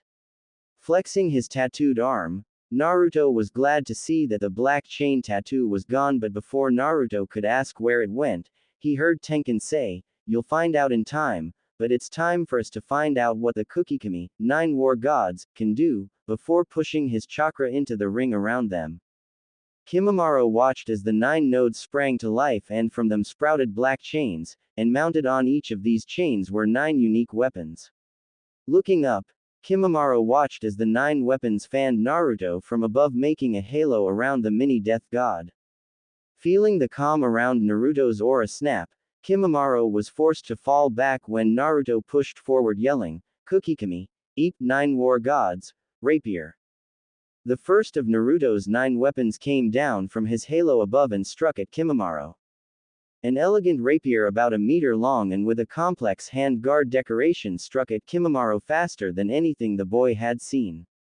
Looking past the speeding steel, Kimimaro saw Naruto pushing his palm at him as if he was jabbing him with the rapier. Giving the slight a questioning look, Kimimaro barely had time to block when Naruto sent his free hand up and yelled, Kukikami, oh no, 9 war gods, axe, calling his second weapon.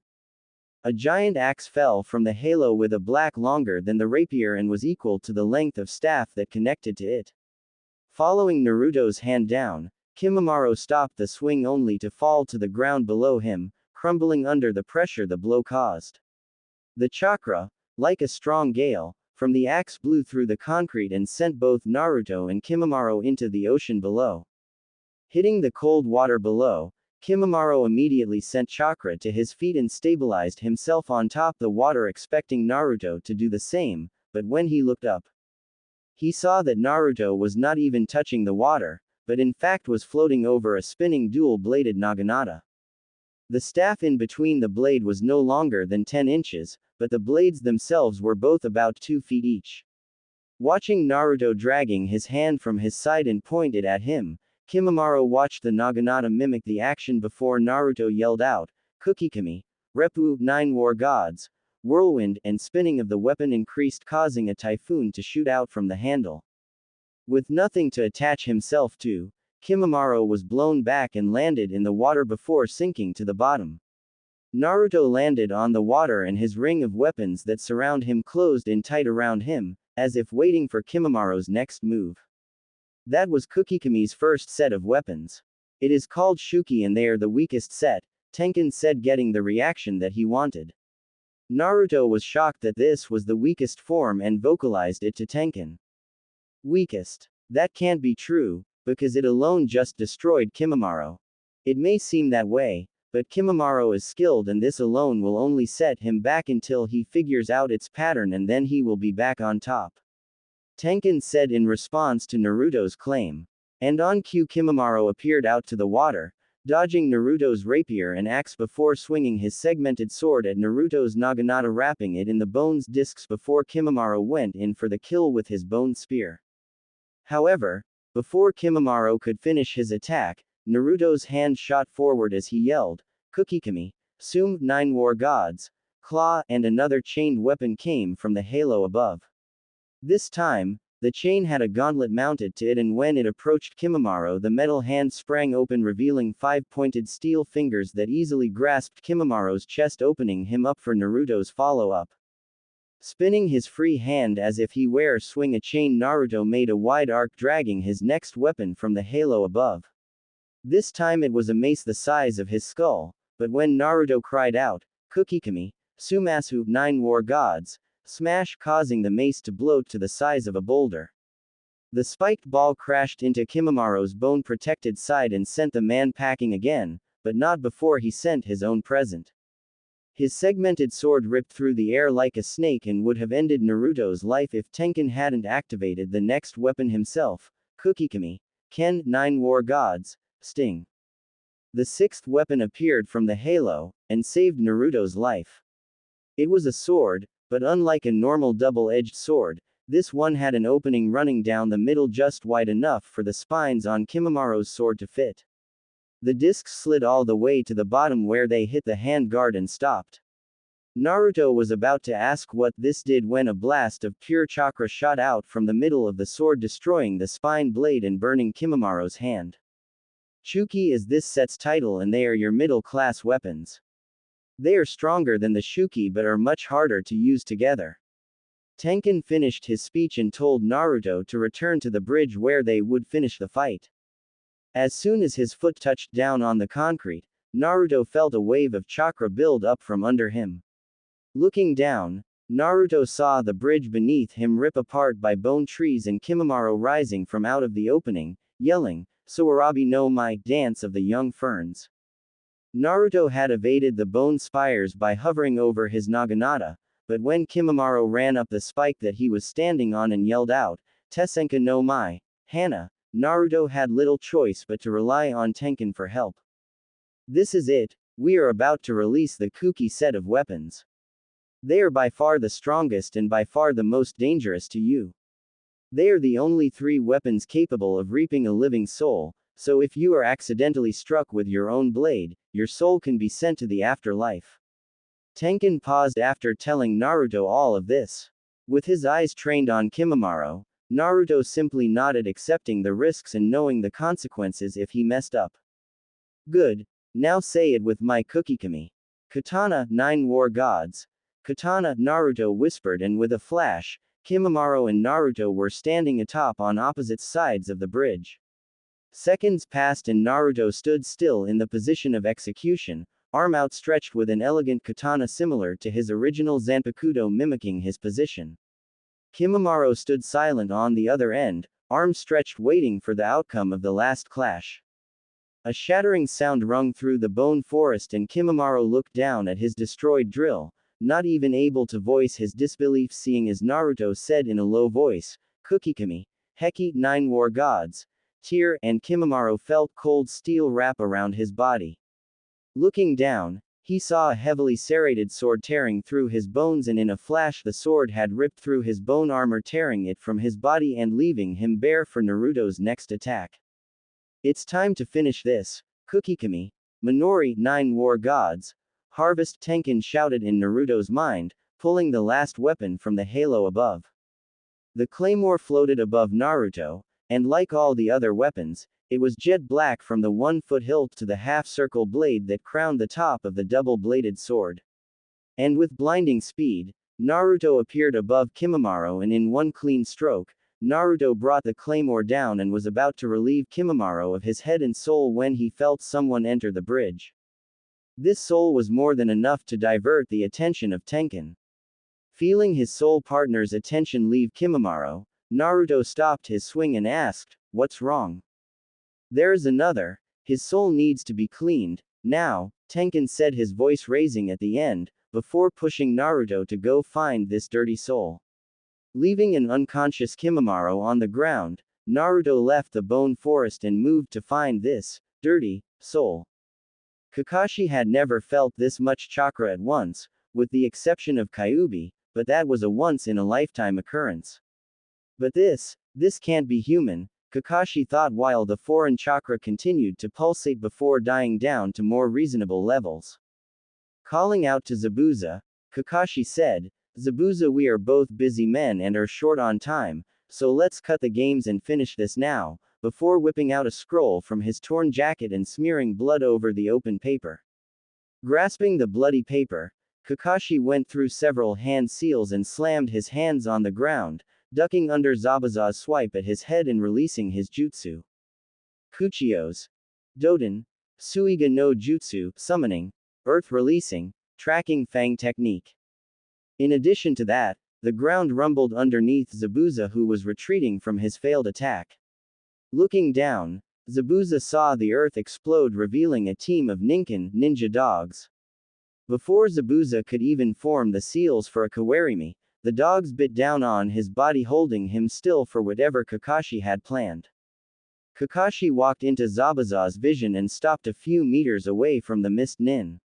Running through the hand seals slowly, Kakashi told Zabuza, "It seems your mist can fool my eyes, but not my nose." Zabuza's eyes widened a bit when Kakashi's hand started buzzing before a bright blue chakra covered his hand. "This is my only original technique. The ultimate in assassination jutsu, Reikiri, lightning blade." And with that, Kakashi dashed forward, preparing to send his hand through Zabuza's chest when he felt 3 prickles hit his lightning-covered hand. Looking down, Kakashi saw 3 Senbon lounged in his hand and a gloved hand holding them in place. Looking at the unmasked hunter nin with singed clothes and hair, Kakashi looked into the face of Zabuza's own private hunter nin. He was shocked to see that the boy was really a girl. This gets more confusing by the second, Kakashi thought before charging his Reikiri to full power, electrocuting the hunter nin to unconsciousness and melting the disabling Senbon in his hand.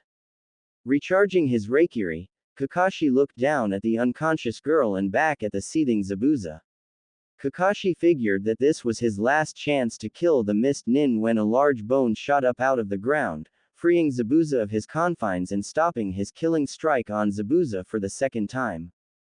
Damn it, Kakashi whispered to himself while watching his Reikiri fade. Even if he wanted to kill Zabuza now, he didn't have the chakra to do it. Looking at the mist nin who was carrying Haku on his shoulder, he also looked to be in no position to fight. However, before either man could call out a truce, a voice cut through the thick mist. "So the demon of the mist fails to kill one lone Konoha nin and his kid team. You're losing your edge, Zabuza," the voice said. The man behind it, which revealed Getu's frail form, was standing in front of a small army. The battle-thirsty men stood ready, and when Getu said, "Triple is what I will pay the man who brings me Zabuza's head," the mob roared in approval. Getting set for the charge, the largest man let out a warcry before a serrated blade ripped through his chest and before all of his men pulled out his rib cage. Morale fell like a wounded bird, and the Shinigami's cold chakra seeped through the mist, chilling their bones and leaving them shaking husks of their once battle-ready selves. Slowly Naruto used Kukikami to pick off the men one by one until only Getu remained. Looking left and right, Getu saw that his army was gone and that he was alone in the mist. Straining his eyes, he saw a figure that was walking towards him, and when it came into the clearing, he could have sworn he was looking into the face of death. Naruto stood over the cowering man with his claymore poised for the death blow. While looking into Getu's eyes, Naruto said in a cold monotone, "Your soul will be cleansed." In that moment, Getu saw all the wrong he had done in his life. Naruto lowered his arm, bringing the claymore through the corrupt businessman, ripping his body and soul in two. The drain of exorcising an evil soul shot through Naruto, and before he knew it, the fatigue of his battle with Kimimaro caught up to him and he was down for the count. Tenkin looked down at his retainer and up at his companions before saying, "Well, it seems I have found a worthy partner. To survive a Shikai initial release for so long on the first try is truly amazing, but I can't wait to see what he does with Bankai," and falling back into Naruto's body, waiting for the boy to awaken.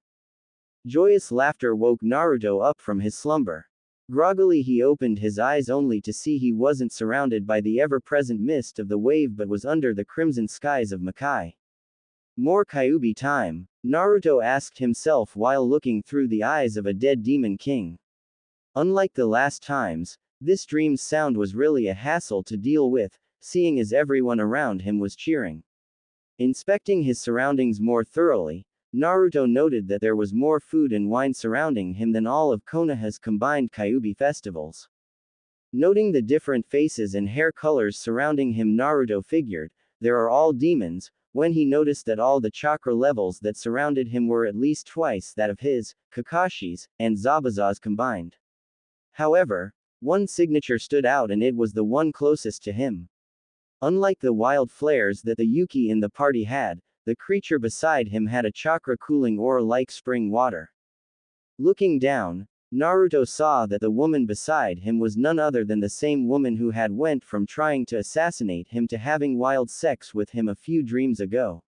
Even though he was too shocked to think, Naruto felt Kyuubi smile and looked towards the two delicate lines on her neck that were slightly swollen on her bronze skin. You know it still stings, the woman told him, or rather Kyuubi, and to his surprise, instead of being the angry demon lord that the villagers described him as, Kyuubi just chuckled, which sent shivers down Naruto and the woman's spine. But we both know you liked it, Kyuubi whispered, breathing heavily on the woman's bite marks. She let out a semi-silent moan, which no one but Kyuubi could hear, during the overly loud party. Feeling a smirk play on his face, Naruto felt his body continue to stimulate the sexual responses out of the woman beside him. Stopping himself short from having a full-out session in front of his guests, Kyuubi saw the woman pout before sighing a little. Kyuubi knew what was wrong and in a surprisingly gentle voice said, "You know you don't have to stay here. I'd follow you to the end of the world, even if it meant going to the heart of the Shinigami capital." His words got the desired reaction, and the gloom hovering over her was washed away. "You know I can't do that, and besides, what's the point of getting us both killed?" the woman stated before shifting her neck, giving him a better view of his mating mark. "And besides, I kinda like being lady of all Makai, even if it means becoming an enemy to all of my people." The woman finished flashing Kyuubi and Naruto a genuine smile before the dream faded out. Topside. Naruto wasn't in the darkness for long, because after the dream faded away he felt his energy return to him and the need for sleep almost disappear. Opening both his eyes, Naruto saw something that gave him instant deja vu. The smile he was looking at was the exact same one he had seen Kyuubi's lover flash him before his dream faded. Looking at the silky black hair draped over him, Naruto couldn't help but think that he was still in the dream, but when he tried to check he heard, "You shouldn't try move. You were chakra exhausted and you'll only hurt yourself if you strain your body." Looking back at the face above him, Naruto saw that all the similarities the girl above him had with Kyuubi's lover were starting to mesh. The noses, mouths, and eye shapes were the same, but the skin tone and eye colors were different. It was as if Naruto was looking at Kyuubi's lover reborn. Sitting up, Naruto saw the girl move to lay him back down before he said, "There's no need, I'm fine," and to his surprise she just giggled. "You are as stubborn as Kimimaro-kun, so please lay down and rest or you'll never recover," the girl added before laying Naruto down. He grumbled a bit and decided to let it out. "Listen, you don't seem to understand. I heal quickly and believe me, my chakra is fine, so if you will just let me up," but the girl was hearing none of it as she just ignored him and stared, unwinding his bandages. Suppressing another grumble, Naruto just laid back and decided to sneak out as soon as the mystery girl left. Unfortunately, she had no intention of leaving, and as soon as she finished replacing his bandages, she started a conversation with him. "You know I should thank you, because from what Kimimaro-kun told me, you had a perfect opportunity to end his life and you spared him. For that I am in your debt and I will do all in my power to repay you," the girl said. Naruto just looked at her before saying, "Don't mention it." "Haku," the girl cut in before smiling politely. Naruto nodded and continued, "Like I said, don't mention it, but if you want to repay me you could let me get up and we will be just about even." Haku just frowned before saying, "I'm sorry, that is out of my power, seeing as your sensei directed me to take care of you, seeing as you will be our new guide for our life in Konoha." Life in Konoha, Naruto mentally yelled while choking on the medicine Haku had just forced down his throat. The girl giggled again before saying, Yes, apparently Kakashi stuck a deal with Zabuza before you handled Gato, and if they survived he would find a way to help us into Konoha. Naruto just looked dumbstruck at the girl before forcing himself up. His chakra was full and he didn't give a damn what she said, he had a bone to pick with Kakashi. Unfortunately, Haku had dealt with Naruto's type before, and with a few precise jabs with a Senbon, Naruto was on his back and paralyzed from the neck down. Now be a good boy and go back to bed, Haku told Naruto, flashing him another deja vu grin before leaving him in the room to think.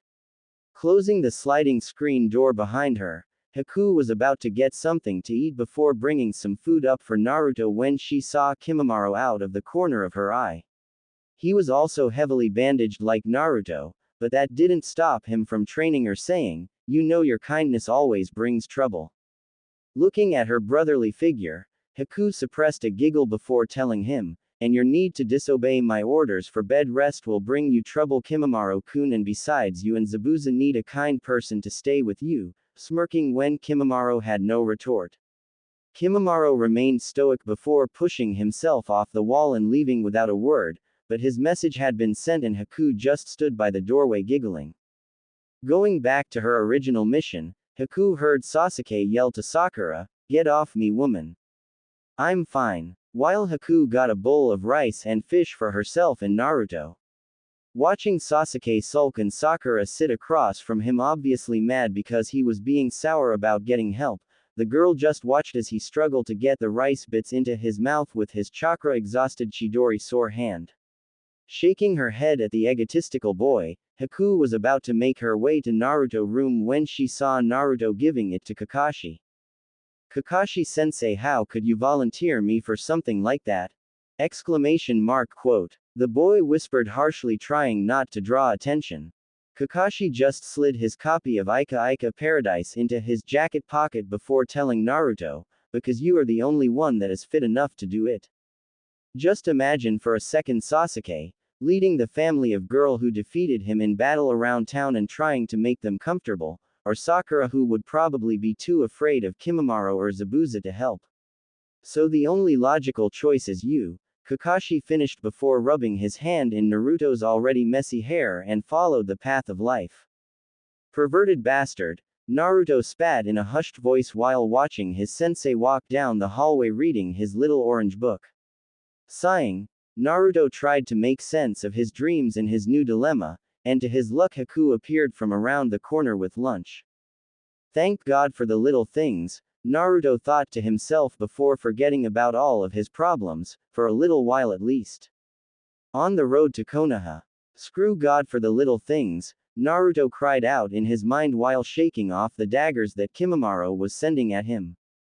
He and Haku had a very interesting conversation over lunch, and Naruto found out that the girl was a pleasure to be around when she wasn't throwing Senbon at your teammate or jabbing you in the neck with them.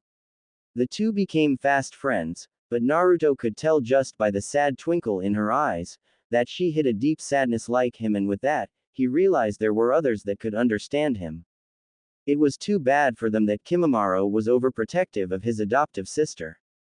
Given that he would lose if he fought Naruto again, but he knew that he couldn't win, but at least he would maim Naruto if he had to, and that was enough of a daydream for him to pass the time. Zabuza, being Haku's adoptive father, didn't like the fact that she was so attached to a boy she just met, but seeing as he could defeat Kimimaro, he decided to wait to pass his judgment on Naruto. And oh, what a day that will be, Zabuza thought gleefully while sneaking glances at Kakashi's latest issue of Ika Ika Paradise. Kakashi just let out a sigh before handing Zabuza his backup copy and going back to his beloved book. Sakura just shook her head at her pervert sensei and looked back up at the sky. The trip had been the most taxing on her.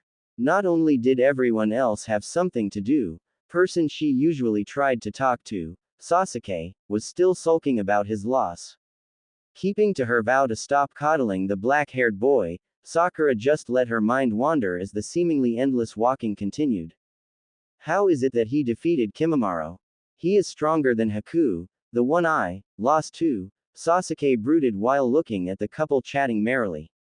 The trip had given him time to think, but it also ate at his overinflated ego. Even after the humbling experience, Sasuke couldn't accept that the Dobi of the class had defeated an enemy greater than the one he had lost to. But I have the Sharingan. Sasuke's ego roared while glaring at the boy. Flaring the red irises and black tomo to life, Sasuke stared at Naruto while thinking, what secrets are you hiding, Dobi?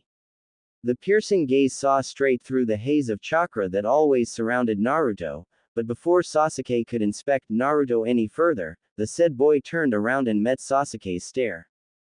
With one look, Naruto's tolerance for the whole situation flew out the window. Flaring his Jushu chakra, Naruto didn't suppress his grin when Sasuke had to turn away from the thick layer of chakra blinding his Sharingan. No one saw the secret war between the two boys, but Naruto knew that everyone felt the tension between the two, making the long journey home even more unbearable. It had taken 3 days to get back to Konoha, and Naruto was 3 seconds away from gouging Sasuke's eyes out. Deciding to turn his attention to a hardly awake Sakura, Naruto watched the girl try to stagger home for a well-earned shower after playing peacemaker for him and Sasuke the last 3 days. The girl was about to round the corner when Kakashi called her back for the mission report. Once in the tower, Naruto shot a glare at the secretary in order to keep her from saying anything to him or the guests and proceeded into the Hokage's office. Naruto smirked when he saw the Hokage do a double take before demanding an explanation as to why 3 missing nins were in his office, including the famed demon of the mist, Momochi Zabuza.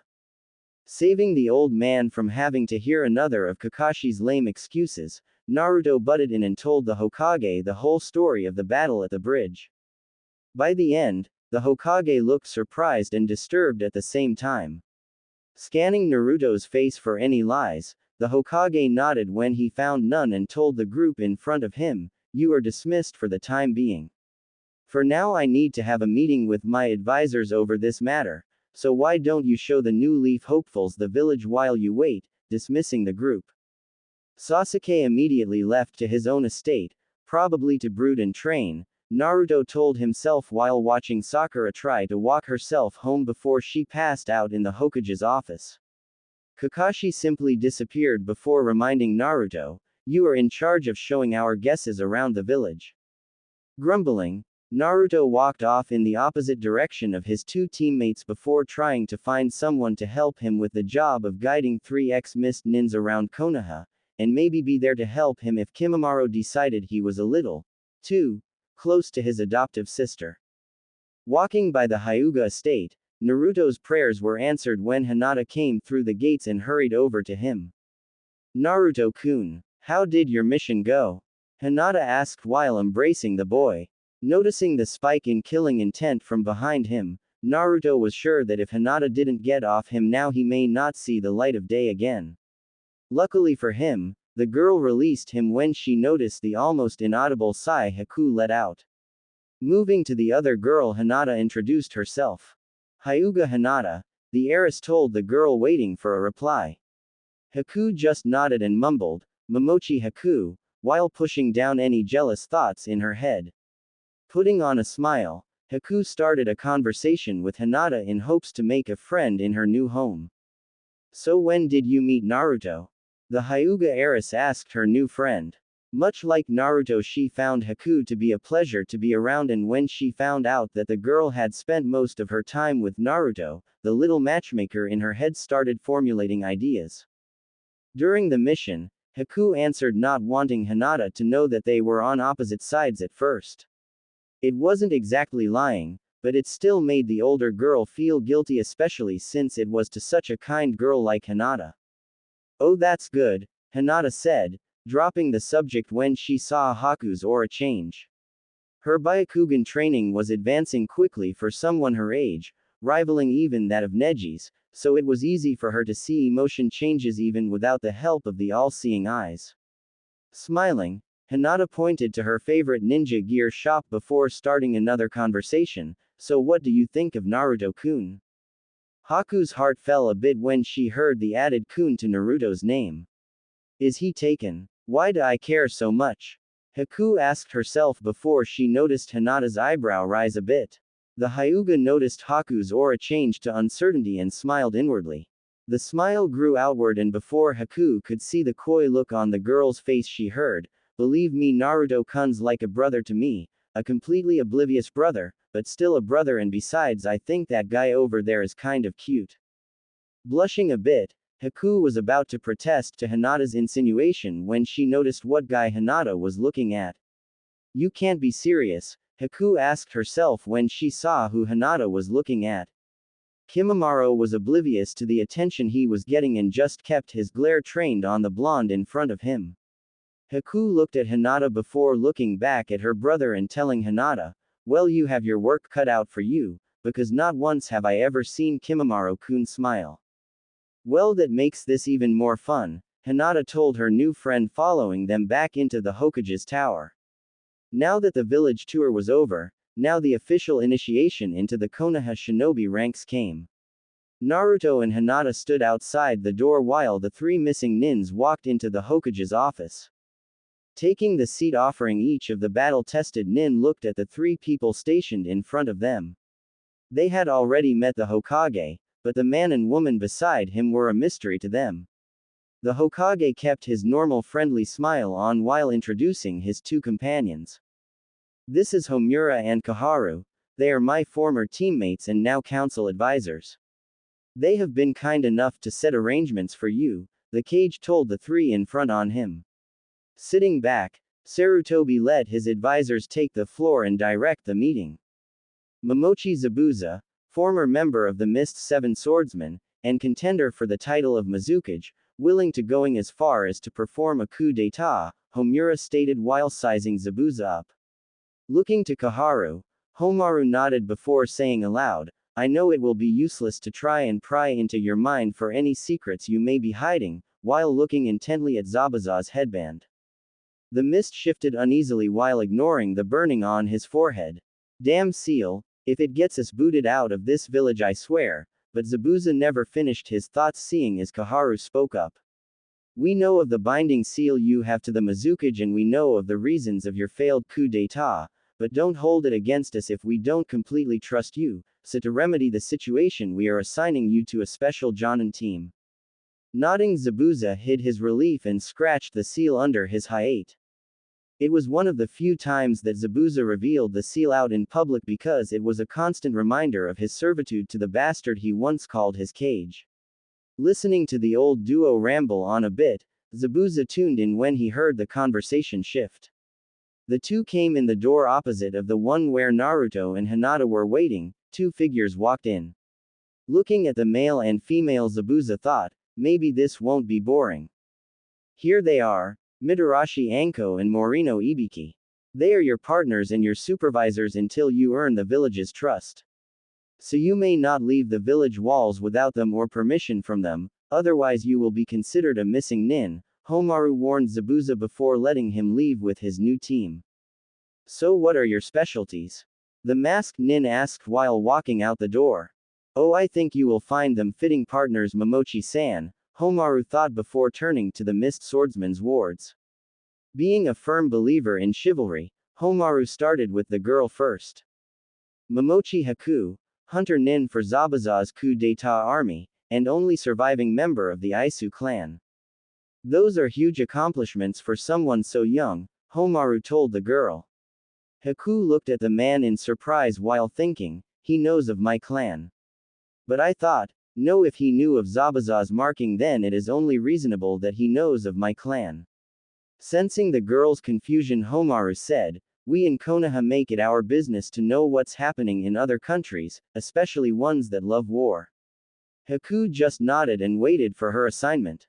Homaru looked over the report Kakashi had written and turned to Komaru discussing the options they had open. The seconds ticked by and Haku grew more and more nervous until Kaharu cleared her throat and said, "Child, it seems both your guardian and one of our own Jonin hold you in high respect. They both said you exhibit Jonin-level skills, but you show disdain for killing. It's strange, but we can accommodate that by drafting you into the Med Nin program." Looking up, Haku stared at the two in surprise. What they said was true. Killing hadn't been her favorite pastime, but it was a necessity. Now she was given an opportunity to heal instead of harm, but would that make me useless? The girl wondered while saying, I would like that, but what of my, but she was cut off by Kaharu. Do not worry, child. Our nin are renowned to be excellent shinobi as well, so do not worry of being useless, the elder woman said as if she had read the girl's mind.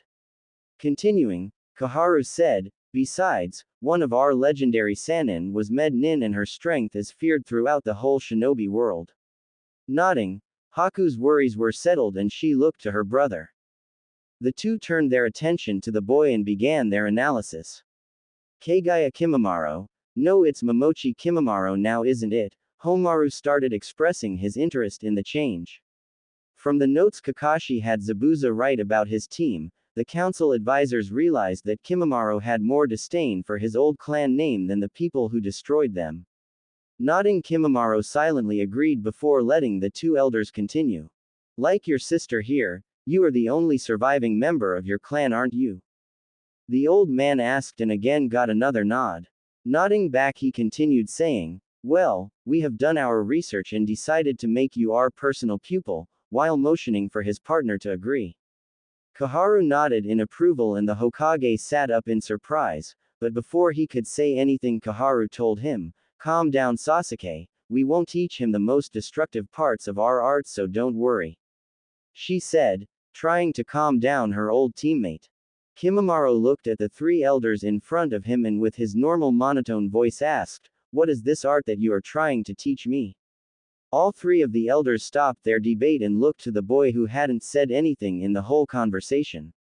Sighing, Sasuke let his teammates answer the question. We ourselves use a distinct form of jutsu, in an attempt to distinguish ourselves from our teammate and Hokage, also known as the Professor, who has mastery of all leaf jutsu, Kaharu began before letting Homaru pick up.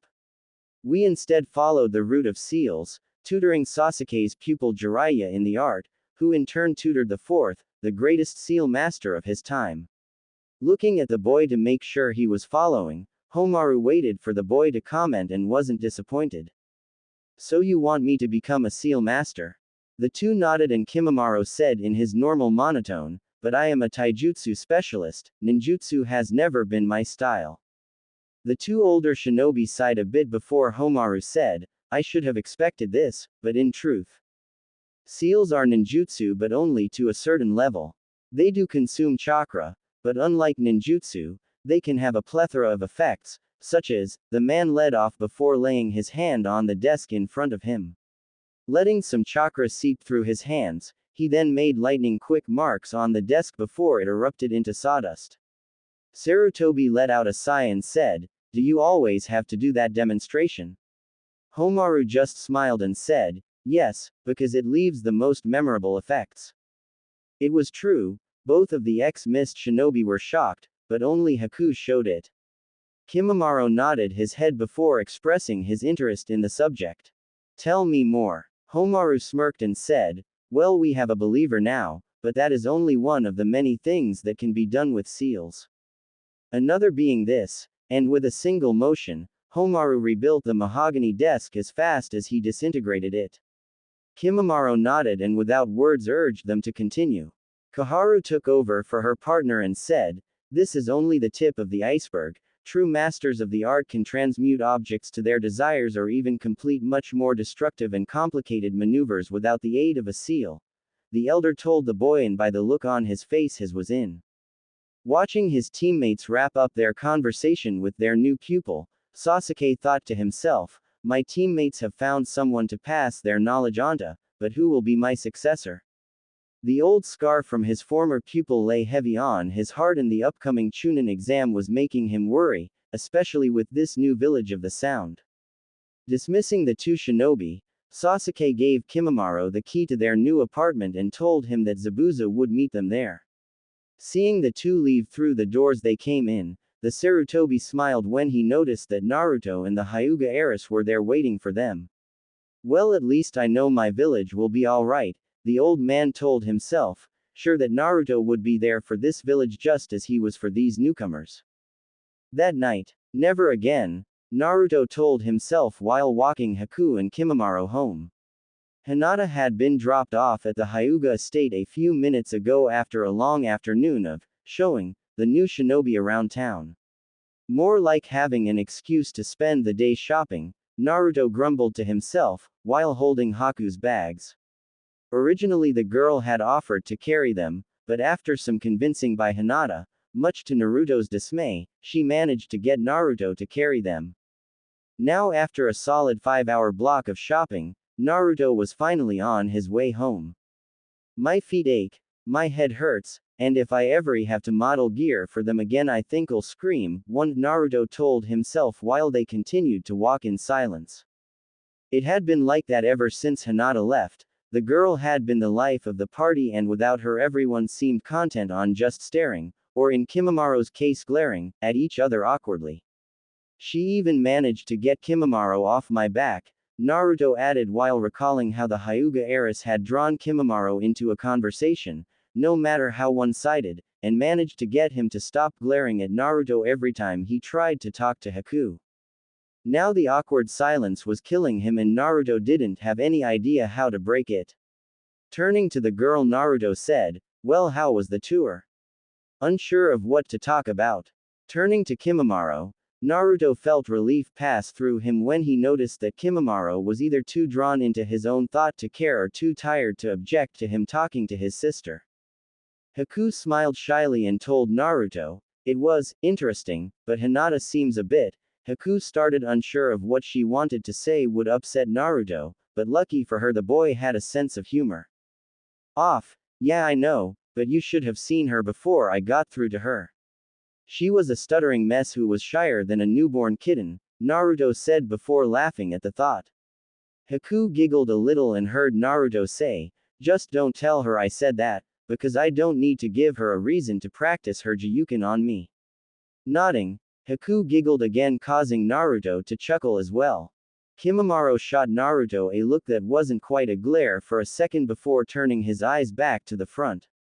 "What was that about?" Naruto asked before turning his attention back to Haku.